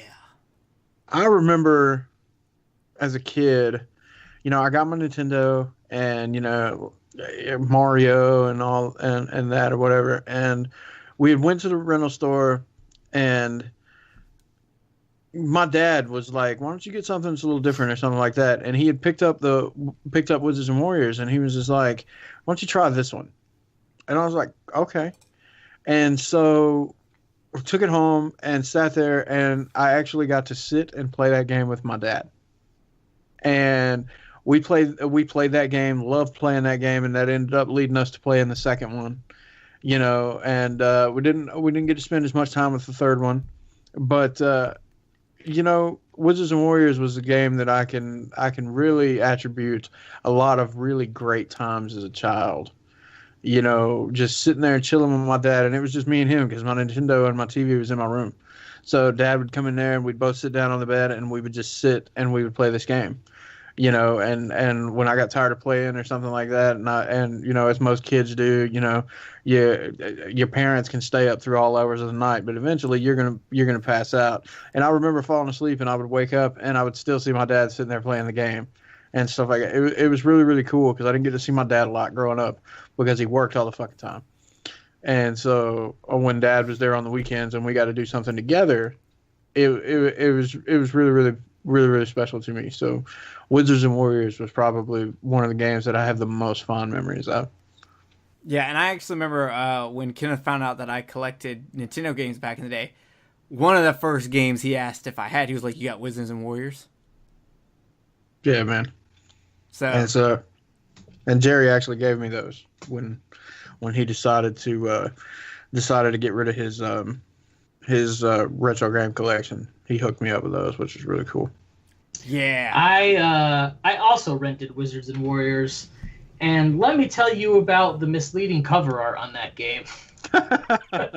You got home and was pissed it wasn't gay porn? A little bit. Well, so like I just remember the cover being way cooler. That like the game is good. Once I got over that, I was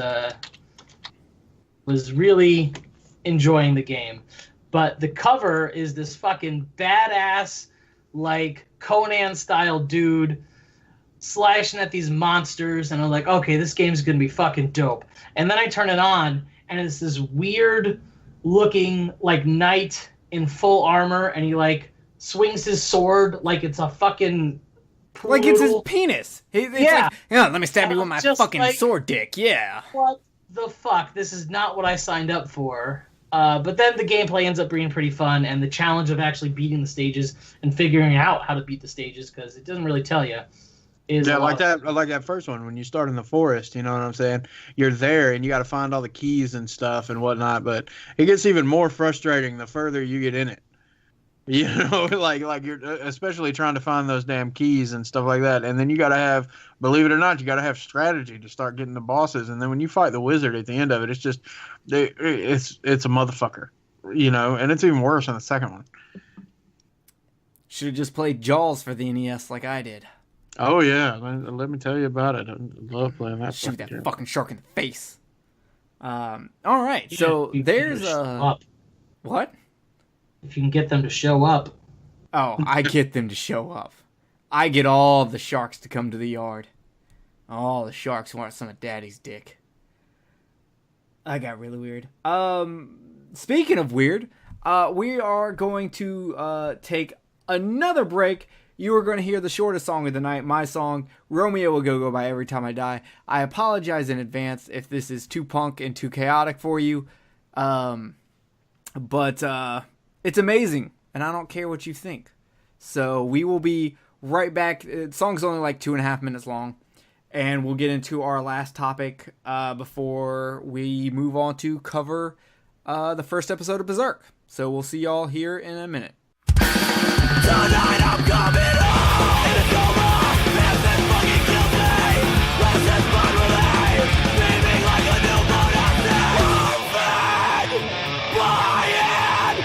Ambulance. I got the suit back out for you. You're hopeless, romantic. You're hopelessly romantic. Going screaming deep the powder. All my vowels. I'm getting lost in the cars. Misinterpret Gordon. What the things of a dueling fool.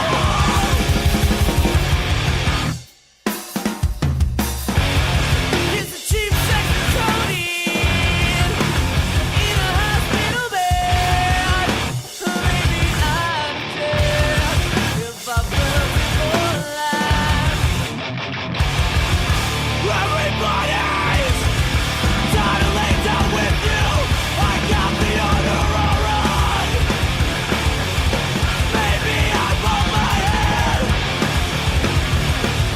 Maybe I should quiet down.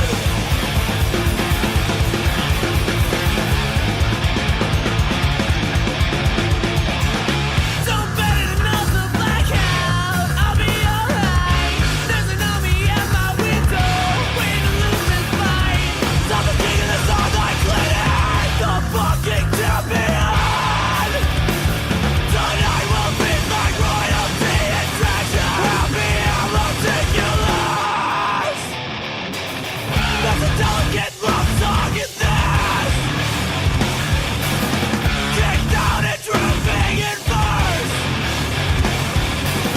Go get your gun, 'cause God won't show. Instead of bullet instead. The beauty of the ICU. Quite impressive. For a cripple. 4,000 by proxy of abuse. I'm not a desperate man. I'm not a desperate man. This man living for you. Dated it for and outdated too. All right, I hope you enjoyed that beautiful, beautiful sound of Keith Buckley wailing on the vocals and the guitar, shredding every ounce of indistinguishable pain and love you have. Anyway, so next we're going into anime.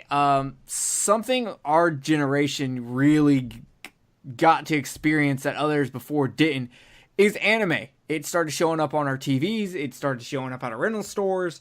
It is something that was fucking cartoons, but it was like way fucking cooler. Like it was edgier. It was more dangerous.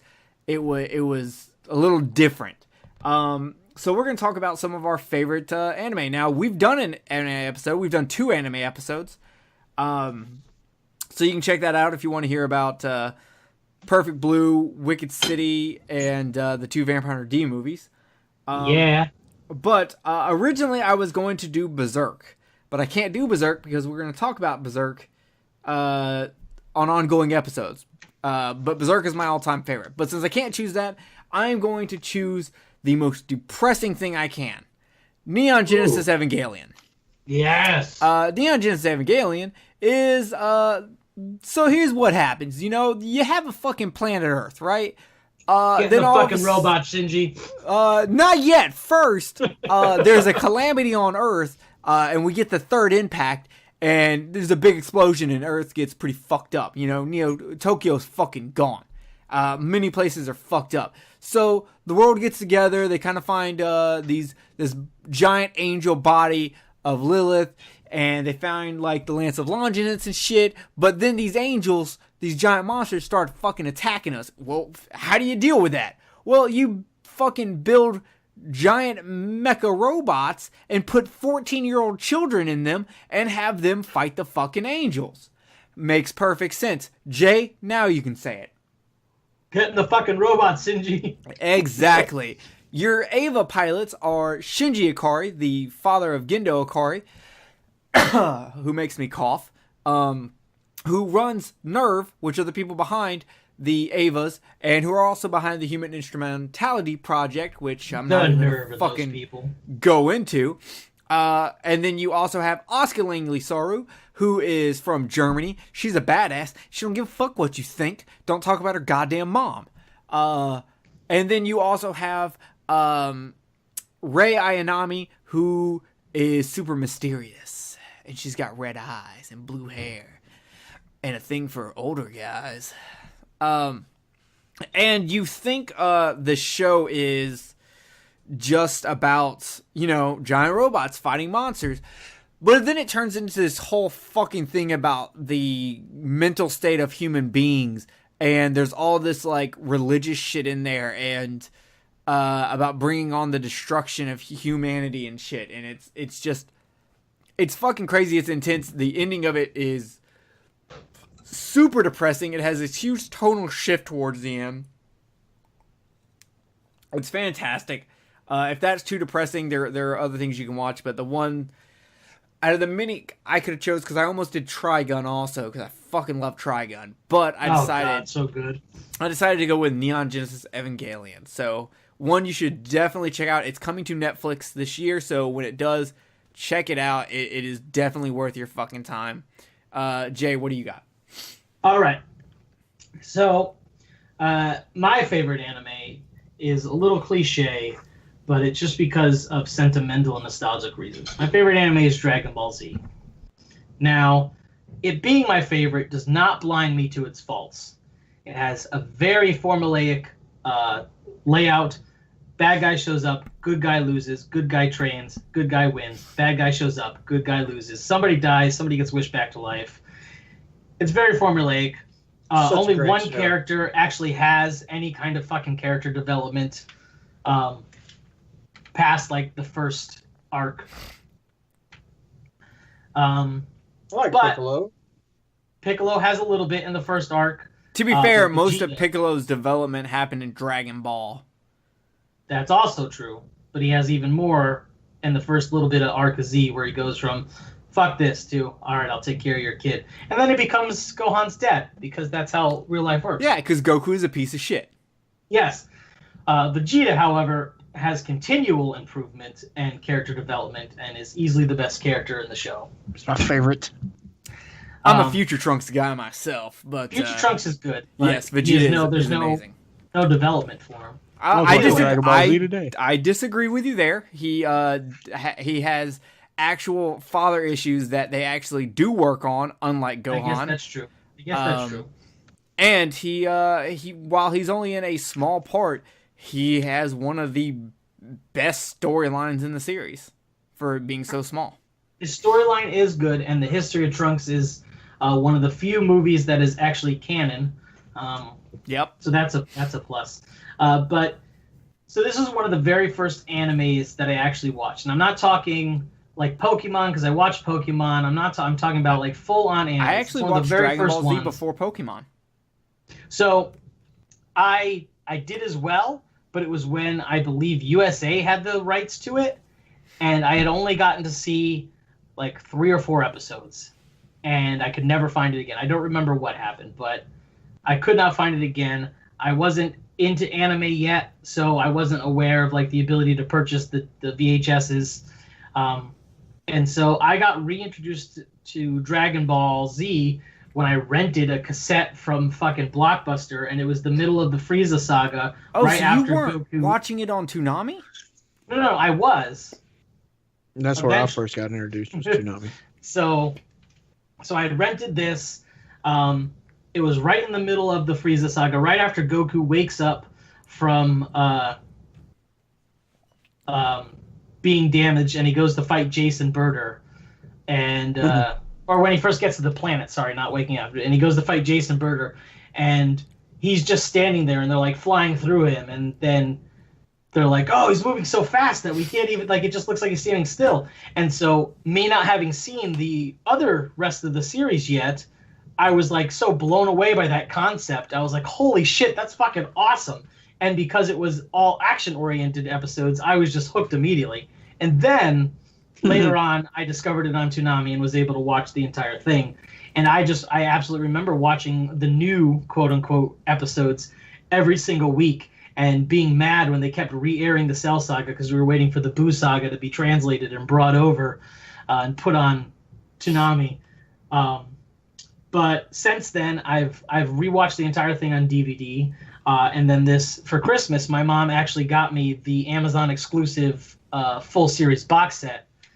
So I have it all on Blu-ray now, and I do plan on giving it another rewatch, all 281 episodes of it, or however many there are.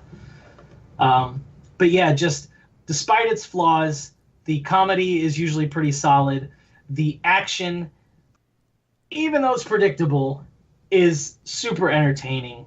The animation is usually smooth. It's not the best anime out there, but it holds such a special place in my heart for being one of the first ones that I ever like dedicated time to. And of course, through Toonami, I discovered other animes, and then Adult Swim, and then eventually I just started. There was a good couple of years where I was just living off of fan subs before things like Crunchyroll became the norm, where fans would get the episodes from Japan. I didn't even understand how this was possible. They get the episodes from Japan, then they would subtitle it themselves and put them on the internet. I actually watched all of Naruto before it ever got to America because I was so into fan subs at the time. Or not all of it. I think it started airing in America around the time Naruto and Sasuke had their big fight at the waterfall. Sorry, But- I've touched a woman, so I'd never watched Naruto. It's not bad. Calm down. I think I can Garbage honestly anime. say I maybe How is have it only garbage? I've watched like fucking 15 minutes of Naruto. Wait, why do you think it's garbage? It's just not good. Like, it's same with Bleach. I watched the first season of Bleach. It was could just not get awful. into Terrible. I could Bleach not is get into fucking Bleach. terrible. Yeah, and I could get into Naruto. To me, it was the same thing as Dragon Ball Z, except lame. I think I That's was fair. too old for Naruto at that point. Like, it worked for Dragon Ball Z because I was young. I fell in love with it when I was young, so now I can watch it back with nostalgia glasses on. Just like the kids who later on are gonna, watch Naruto with nostalgia glasses on and be like, oh yeah, like I can now look back and go, yeah, Goku's a piece of shit. But when I was a kid, Goku was cool. He was never my favorite, but like I didn't think he was a piece of shit. That's fair. Yeah, looking back on it now, you're right. Goku's totally a piece of shit. He's a horrible father. He's That's fair. He's He's never terrible kissed father. Chi-Chi. No, How but do he's you put have his a dick in her fucking ass. wife and never kissed her? Maybe he just didn't want to get that intimate. He fucked her. Yeah, that's not intimate. You know. Right? That's why you won't look me in the eyes. Hey man, I'll be 100% honest with you. If it's the difference between somebody that I'm romantically involved with and somebody that I'm just wanting to fuck, I don't kiss them. Oh, I love kiss them. I kissing. fucking I make them love kissing. look me in the eyes as I I'll just kiss fucking. strangers. I don't care. I love kissing. I jab my tongue I in their can't fucking wait nostril. to see you La, la, face la, to la. face. I'll kiss you. I don't care. Jerry has. I might as well get one from you too. Hell yeah. Yeah, take my gonna sloppy do seconds, Take a bitch. fucking picture and send it to my wife. Hell Yeah. yeah. Dudes with Yeah. nudes. Yeah, she needs to send us a video of the aftermath of that. All right. I don't think it'll be the response you want. Yeah. But Thanks. anyway, yeah. So I watched a ton of series through fan subs. A buddy of mine at the time was just lived off of anime, and he bought all kinds of series. I actually borrowed Neon Genesis from him. I borrowed Trigun from him. Fucking Gantz, all kinds of shit. And then of course that led to hentai, and now I'm the fucked up person you know today. Yeah. Speaking of fucked up people, Kenneth. Well, I mean, my first introduction to anything that was anime related was Thundercats. You know, I was into that when I was a kid. I fucking loved Thundercats. That intro was so much better than the animation in the series. Well, you can say the same thing about Ninja Turtles too. Yep. But you know, I really, really loved Thundercats, and you can't say that completely for Thundercats because like the transformation of Mum-Ra, you know, to his evolved form, that transformation was really badass, you know, and always when they you know, they come out, you know, when Panthro would come flying out in the fucking the thunder tank and stuff like that. You know what I'm saying? That was always really, really badass to me. So, and I had the lair and all the cats and stuff when I was a kid. So Thundercats was my first, but then I really didn't get anything major after that because, like Jerry was saying, shit like that just wasn't available when I was a kid. You know what I'm saying? I mean, the only thing that even came close to it was Thundercats, and so then later on, you know, I had met Shane, the guy that really was a big influence on my guitar playing. I had met him, and I had caught episodes of Dragon Ball Z and shit like that, you know, on Toonami, hanging out with my buddies and stuff, you know, but I never really was majorly into it. And then Shane got me into Record of Lodoss Wars. And I really, really enjoyed it. And Shane was like a fucking 6'7" fucking nerd that played heavy metal. I mean, you know, he was this dude that was extremely intimidating, but like I said, once you get to know him, he was just a big old nerd. And so it was through Shane that I really started getting, you know, versed in it. Cause like I said, he sat me down with Record of Lodoss Wars, Vampire Hunter D, you know, shit like that. A lot of your major ones. And then I started later on. I met Jerry, and Jerry, you know, we had talked about things like Gortai and hentai and shit like that. And I really started getting into the violent animes. You know, I really, really like Ninja Scroll. Oh, Ninja Scroll. Yeah, it's so good. And I got into that and Wicked City and some of the other ones that I got. And then, you know, getting into the hentai stuff like Baba Black and La Blue Girl. and That's this picture I saw of the dude with a shirt that says, "I watch Bible Black for the story." that's pretty good. The problem is Kenneth actually does watch it for the story. Hey, sometimes, man. I mean, after I can only jerk my dick so much to where it just gets raw and I just can't do it no more. So I might as well watch the fucking story until it heals up a little bit and I can jerk my dick again. But I mean, I would have to say probably the most life-changing one for me was probably Perfect Blue. Perfect Blue was the anime that really showed me that it wasn't all about gratuitous violence in these shows. And I mean, don't get me wrong, there were other, like Record of Lodoss Wars had a great fucking story. I mean, it was a great fantasy and it had an awesome story. And then Dragon Ball Z, you know, it was a very, very long-winded story because don't get me wrong, I love Dragon Ball, but there's just some times where it's just like you watch 6 or 7 episodes and nothing fucking happens except for these people talking to each other. Well, yeah, they tell each other how they reached the new plateau levels and like, oh, how did you do that? I mean, it's like I was watching it earlier today, you know, because I signed up. It's kind of ironic. I signed up for the Funimation app. So, it's good, yeah. Yeah, I started watching Dragon Ball Z again today, and I'm just like, my God, man, how many times are they going to flash between Piccolo, Goku, Raditz, Piccolo, Goku, Raditz? One's getting stronger. One's getting stronger. Raditz can't believe that this one's getting stronger and this one's getting stronger. Oh my God. Raditz can't believe how fucking strong Gohan's getting back there. And I'm like, Gohan, what's going on back there? and this goes on for the whole fucking episode. Nothing happens except for, and then, oh, wait. I take that back. Then they'll flash to Chi-Chi wanting to know where the fuck Gohan and Goku are. And then it'll go back to Piccolo and fucking Goku, you know? So it's like, you know, I'm sitting there watching for 25 fucking minutes of this shit, and I'm like, okay, is Dragon Ball Z Kai available on here? I mean, I do want to get all of Kai simply so I can see the extra animations because they redrew some of the scenes. Yeah, I will say I watched all of Kai. Well, I haven't seen the Boo part of Kai, but I've seen all the way through. I've seen all the way to Cell, and it's really good. And I'll also say, first, if you have never watched Dragon Ball, you should actually watch all of Dragon Ball because it's a really just fun series. Yeah, I would say it's better written than Dragon Ball Z is. Well, that's because the guy knows where he's going. He doesn't have to deal with power ceilings. Like he wrote himself into a corner. Like after the fucking Saiyan arc, I'm like, what are you doing? Yeah.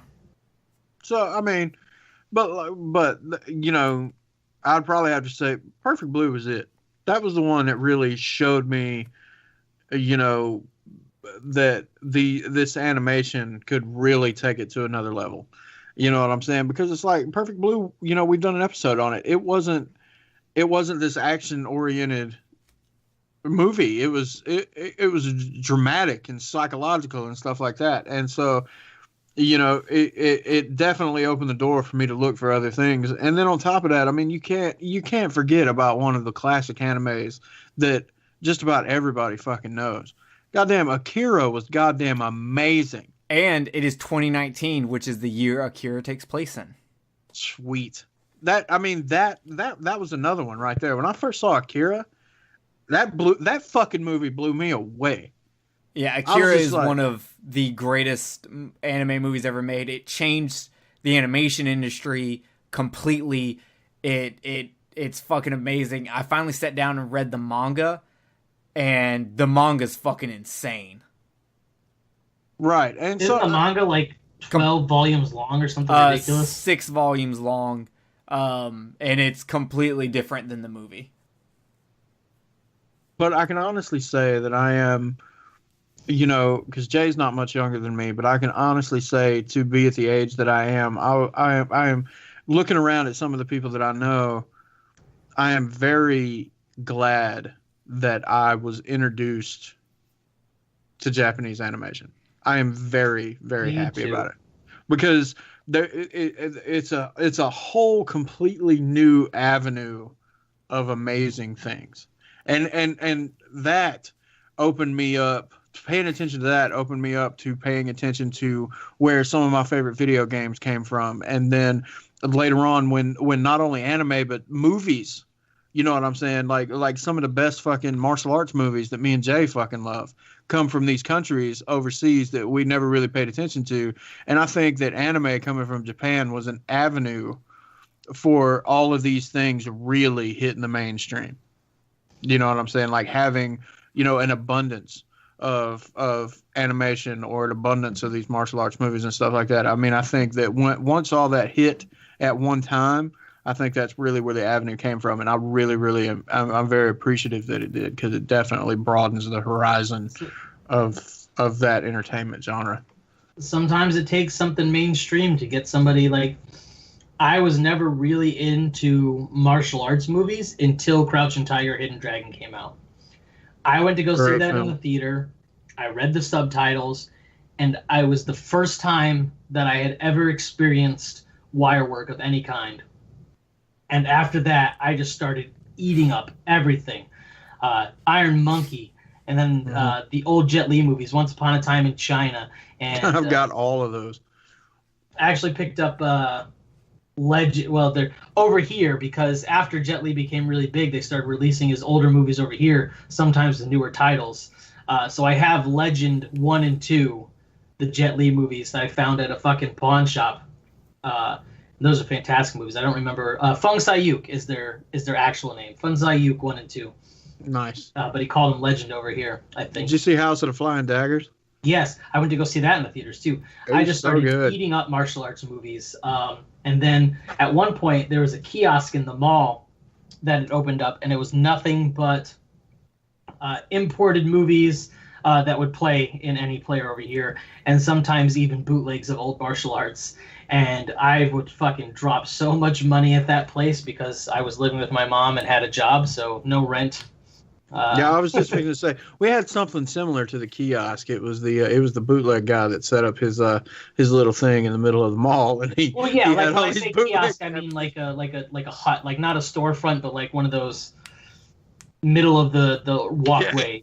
Yeah. It was the same thing. I bought a couple of bootleg animes off that guy and several fucking martial arts movies. So and the funny thing about, I think I've still got a couple of the cases too, where you can pull out the slip sleeve on the inside of it, and it's fucking basically just from a printer, so you can see where it's all faded. Yeah, it's so great, man.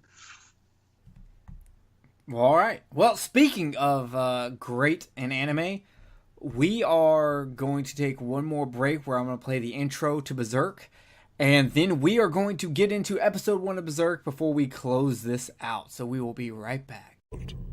Is the destiny of mankind controlled by some transcendental entity or law? Is it like the hand of God hovering above?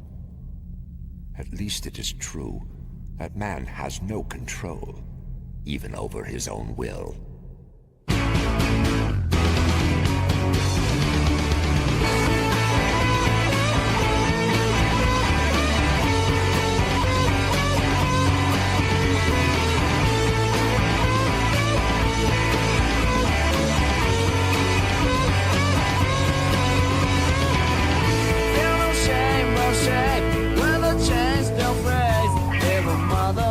Show you another way. So put your glasses on. Nothing will be wrong. There's no blame, there's no fame. It's up to you. The first watch you'll be finding. Whatever holds you back, I can't get it all. Tell me why, tell me why, tell me what you want. I don't know why, don't know why, don't know why it's bad. Tell me why, tell me why, tell me what you say. I don't know why, don't know why. Too late, it's too late. All right, so Berserk is an anime series that came out in 1997. It's based off a manga called Berserk also. The manga is still running to this day, but unfortunately, we maybe get 2 to 3 chapters a year now, which a chapter is usually only like 10 pages. So it's not a lot. We're struggling pretty hard waiting on those because the author likes to get addicted to idle games. It's a problem. really? Yes, he gets Take addicted away to his fucking phone. Yeah, he gets addicted to fucking idle games. Oh, dude, when the idle games were dropping hardcore on PS2, fucking, we just started losing where we'd go months without anything. And ever since then, it's fucking been like that. It's fucking harsh.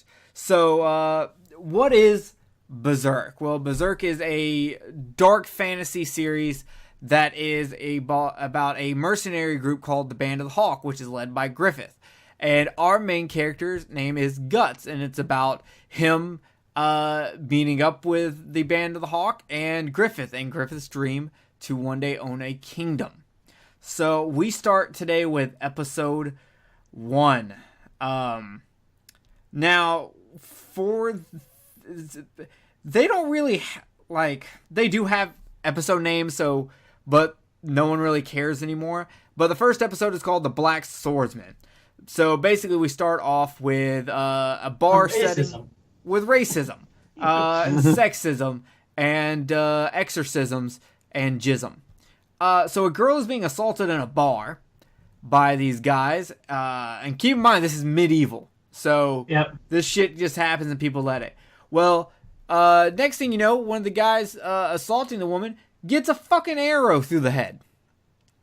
And then this big, tall motherfucker walks in there, and this is Guts.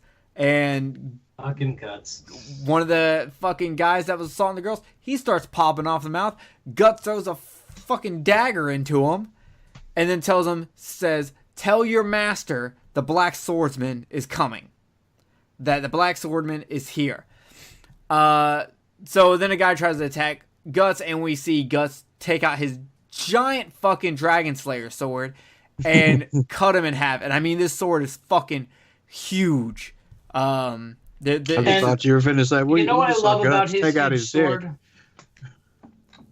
Okay, but I love that, unlike other video games and anime, he doesn't have the huge sword just as an aesthetic choice. There is a story behind it, which we'll go into in further episodes. But I love that about this, that it's not just the artist was like, my guy's gonna have a cool sword, like with Cloud. Like, there's an actual explanation for why he has this giant sword and how he's able to use it. And I think that's fantastic. Yeah.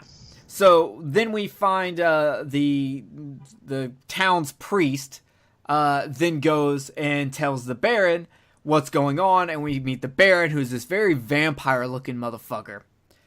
And the Baron then starts, doing his speech about how he loves to hear humans scream, and how he's basically set fire. While he's having this conversation, we jump back to Guts, who's hiding out in the forest. But as nighttime comes, this scar, this brand that he has on his neck, starts bleeding, and all these dark spirits and ghosts start attacking him. We then go back to the vampire Baron guy, caressing this gold snake armor he has, and basically tells the priest he's going to burn the fucking village down and kill people because the Black Swordman is here. He then does exactly that. Next thing we know, he's got the priest held up by a giant fucking spike, and he's burning the village, and he's in his snake armor, and he's going to town and enjoying it. But, of course, Guts shows up, and a battle ensues with Guts, beating his ass. But we then see that this Baron is an apostle, and he turns into a giant fucking snake monster that looks amazing. Holy shit, does it look good. Yeah, it does. The animation in this show is fucking beautiful. Yeah, like it does have cheaper animation where it does a lot of like still shots, where the still shots just move or have music playing or something like that, or telling a story. But you know what? That's way fucking better than the Berserk 2016 CGI fucking anime. I don't even garbage. Does it go? It goes further than the original anime, right? Story wise, the new CG one. Yes, it actually starts at the end of this anime. So I really want to watch it because of the story, but I really hate the animation. Yeah, so I mean, the manga's always there for you. So, but anyway, so they end up fighting. The Baron is kicking Guts' ass and talking about how no mere human can destroy him. But then what he doesn't know is that Guts' arm has a fucking cannon in it. And he blows through fucking Snake's half of his fucking face.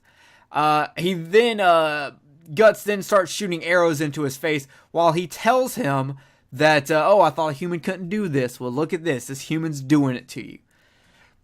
He kills him, and he takes the bayonet that was hanging around the Baron's neck.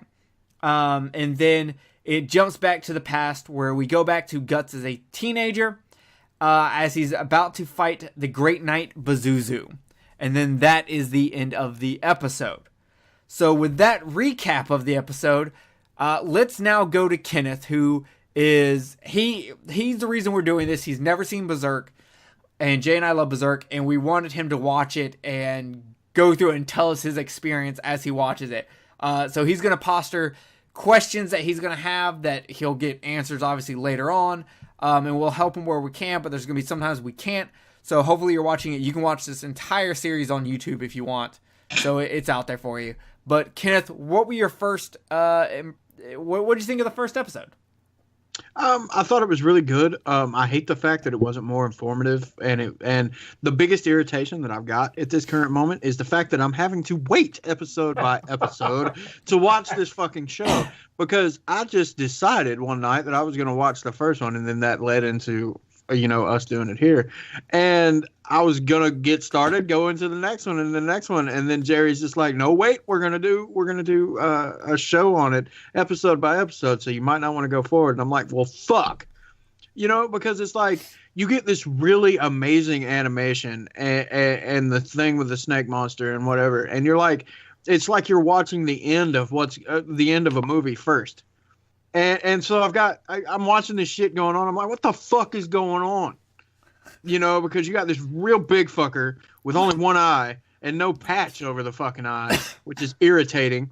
And this giant fucking sword that, is it's not supposed to mean anything phallic. No, not at all.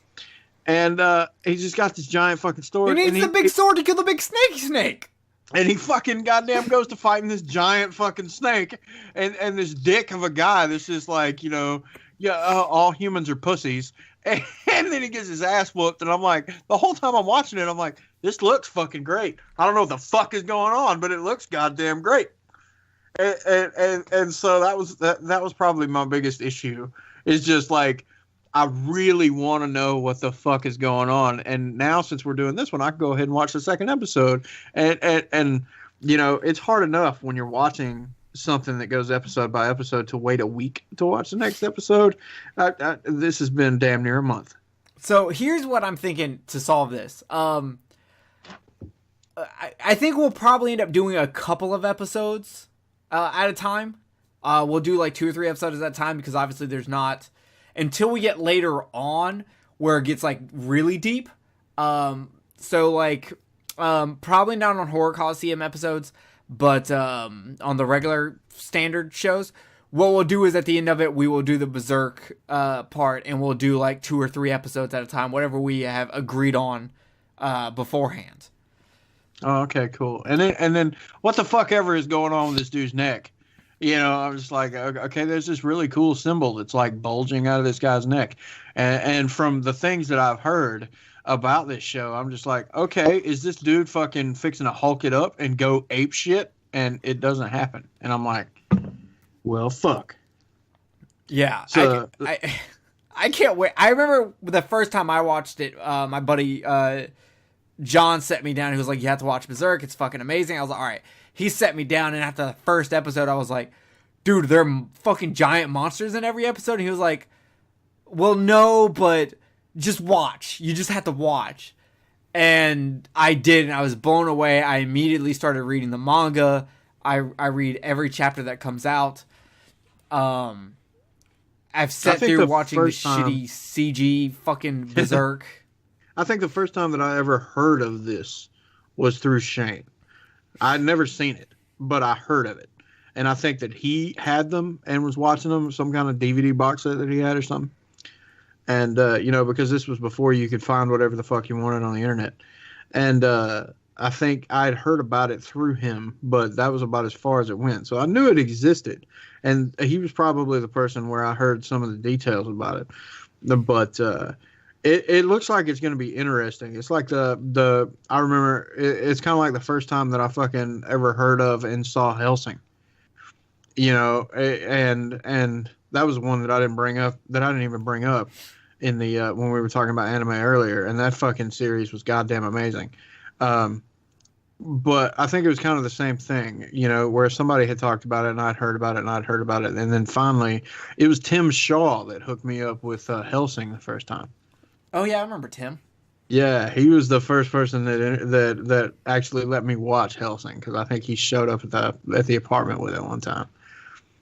And so, good old Tim, he'd show up with anime and pizza. Yeah, you know what I'm saying. I mean, I talk to him occasionally. I think he's married now, and he's definitely got a kid. What? Someone had sex with him? Yeah, congrats, Tim. Several people have had sex with him. Well, I knew like his hand and people he paid, but I didn't know. Tim's a good dude. Kidding. Man. I love you, Tim. You're awesome. Even though you never gave me back my Ghost in the Shell manga, I still appreciate you. I'm pretty sure that he probably doesn't even listen to the show. But I'm gonna change that actually when we get off here because I'm gonna be like, hey, I talked about you on a podcast. You should listen. Jerry talks shit about you, and he's an asshole. I'm sorry, Tim. I do love you. You are awesome. But yeah, so. But hearing about this, I'm really looking forward to going on with it. I hate that I know ahead of time that I'm only going to be able to go so far. Well, after we do the 25 episodes, we don't have to do the 3 movies because the 3 movies are just retelling the 25 episodes. We may do it if you want to because they are really good. But after that, we can do the Berserk new animated series. I'll watch it again. And you're gonna fucking hate the animation, but it does get the story. But it just doesn't have the. It feels soulless. Is the problem. And I can imagine it will. It's one of those things where it's like when you start something that's really, really good, you know, especially from that type of medium, and you don't want it to stop, and inevitably, you know, that especially in a situation like this, that it's going to in a very brief amount of time. It's not like you know, if you got somebody that's gonna fucking goddamn start Dragon Ball at the beginning at Dragon Ball, they've got fucking forever to go. That's true. I mean, you got a long way to go, and that's including if you want to, you know, include that horrible travesty Dragon Ball GT. You know, so GT's if you're not all bad, it's fucking terrible. And so if you want to watch all of that, GT included, you got a long way. GT's only 36 episodes. But 36 long episodes. Yeah. No, once it gets to the baby saga, it gets back to the action and it's okay. It gets back to the terrible storyline to go with the action. Yeah. Well, GT fucking sucked, bro. You know, but I have to say this, you know, thank you GT for giving us Super. So, yep. You know, but my point is that that's what you got. I mean, you start with Dragon Ball, you got Z, you got GT, you got Super, you got Kai. I mean, so, you know, you got all this fucking shit to watch. With Berserk, you got 25 episodes and then a new shitty fucking run of however many episodes it was, and that's it. Yeah, it's what makes me a bad friend is because I'm like, get into this amazing thing with me, but oh, by the way, the new series has really bad animation, and like we maybe get like 4 chapters a year of the manga. So yeah, like check out this cool fucking guy wearing a goat head who's gonna rape this chick, but you know it's really dope. Wait like 6 months for another chapter to come out. Yeah, it's like check out this badass series that you can only watch 1 episode at a time every month. Yeah. Well, you know what we'll do is, you know, if we really want to get into it, we fucking may say fuck it, watch the whole series and just do one gigantic fucking episode talking, or do like 2 episodes. Maybe we'll break the series in half. I'm down. I don't know. We'll have to work out the logistics. I don't know if I'll have time to watch an entire anime series with my current schedule. Okay, fair enough. We'll look into it. I Watch can that because I'll shit take at work. I'll man. take one fucking you could watch it. I just got in trouble for that. Oh, okay. What? Well, Really? Why? If you ain't got shit to do. Okay, listen, because fucking Comcast ratted me out. So at first I was just watching Netflix and Hulu and stuff in between repairs, and then I got bored. And I was like, you know what? I'm going to download a few movies. So I used the same website that I use at home, and my fucking boss got the letter from Comcast that says, hey, stop pirating movies or we're going to shut off your internet. Okay. He's like, you pirating movies there? I'm like, oops. Here's the thing. I put That the is entire completely your fault. Berserk anime series in the Google Drive. No, I know, but now, because of that, I got scolded for watching TV at all. Okay, yeah, fair enough. So what are you Kinda supposed to fucked do myself. what are you supposed to do when you ain't got a phone to work on? Just sit there and twiddle your thumbs and twiddle. No, I play on my own phone. But it's just less feasible now. Like, I watched The Big Lebowski in between phones today, but on Sunday, I'm the manager there. Well, you So- could. I don't know. What I probably will end up doing is like I'll just take a day off. Like maybe we'll do it in like 5-episode chunks. We will figure Like I it said, out we'll work behind out the the scenes, logistics. and then we'll if tell. I really get down on a day off, I could probably watch half the thing in one day, but We'll see. Yeah, we'll figure it out. We'll let y'all know how we're going to do it so y'all can watch it with us because trust me, it is fucking amazing. And like I said, you can watch it all on YouTube. And if you are having problems and you need some help, message me and, you know, maybe I'll fucking find a way for you to watch it, you know? Oh, before we get out of here, can we talk about how gorgeous the DVD set that me and you have is? Fuck you guys. It's gorgeous. It is. I watched my imported Blu-ray. Okay. Well, I don't have Blu-rays. I got the DVDs last Christmas. Actually, Yes. 2 Christmases in a row, my mom's bought me an entire series of anime. That's actually kind of cool. Yeah. But the disc art Oh is my god. fucking gorgeous. It's like what old school PlayStation 1 RPGs that were multi-disc used to be. Yeah, Like, I literally each one is a different character, and it's such beautiful art. And oh man, we need I to won't post even pictures put on those our DVDs page. in a player. I bought the Blu-ray just so I wouldn't have to ever touch my DVDs again because they're that pretty. Damn. It is so good. Now, luckily, that DVD set kind of dropped in price over the past 2 years because, like, for a while there, it was shooting up to like $100 to get It was the DVD very set. expensive. I want to say that it was still 50 to 60 when my mom bought it for me. Yeah, it's a very fucking expensive set. And like I've got it came out in the UK on Blu-ray, so I imported it from there. And the Blu-ray isn't like crazy better looking than the DVD set. That DVD set is really nice. The Blu-ray looks slightly better, but not tons. But either way, I fucking love Berserk. So when I found out it was in the UK and it was like $40 for the entire series, I was like, fuck it, buying it. So, yes. So I'm glad to hear that you really dug it, Kenneth. I can't wait to see how you feel later on when the shit goes down. I'm really excited to talk about this. Shit goes down. You better be ready. Yeah. So, all right, guys, that is it for us. New year, old me, old us. I know this episode is a little bit long, but we just kind of wanted an episode where we could just bullshit, talk, and reminisce, and kind of let y'all know a little bit more about us. And we wanted to do Berserk. We will be coming back next episode with Horror Coliseum, Volume 7 of Freddy vs. Jason, where we will take on Friday the 13th Part 7, The New Blood, versus A New Nightmare. We will have guest star Brandon Orlick from Exploding Heads. He will be here for that, and then after that will be a underwater kaiju from outer space episode, and then it will be Kenneth and I at Days of the Dead Atlanta. So if you're at Days of the Dead Atlanta, let us know. We will meet you. We will hug you. We will touch you. We'll take you fucking behind the corner, you know? Let you get, you can be the sandwich meat. Me and Kenneth will give you the white bread, if you know what I'm saying. Yeah. So with that, guys, we are out. Thank you so much. 2018 personally sucked for me, but the podcast was fucking awesome. So 2019 is going to be great personally, and we are going to do some cool fucking shows this year. I'm pretty excited about what we got going on. So yeah, y'all got any new messages for the folks this year? Jay, you got something new for 2019 to tell the people? I don't. Okay, good. Fuck. That's right. Be excellent to each other. Okay, now we're quoting Keanu Reeves. Got you. Yeah, well, he is the coolest person ever.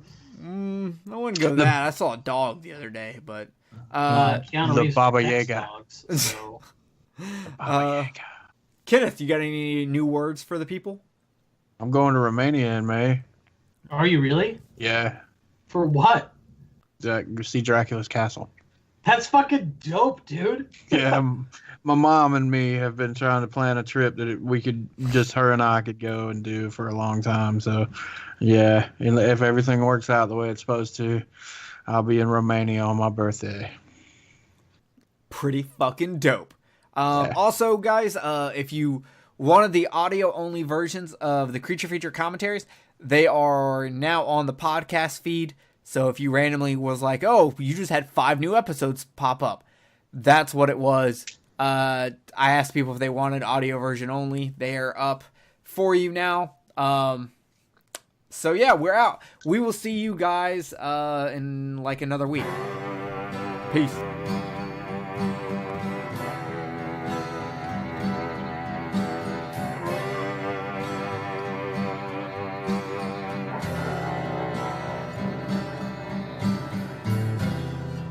Looking back, the moment comes to find your face in your grass.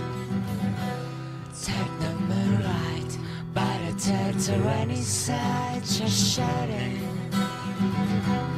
What is there? It's just the same. What is trying your crown? I'm spanning my grass, walking back so when I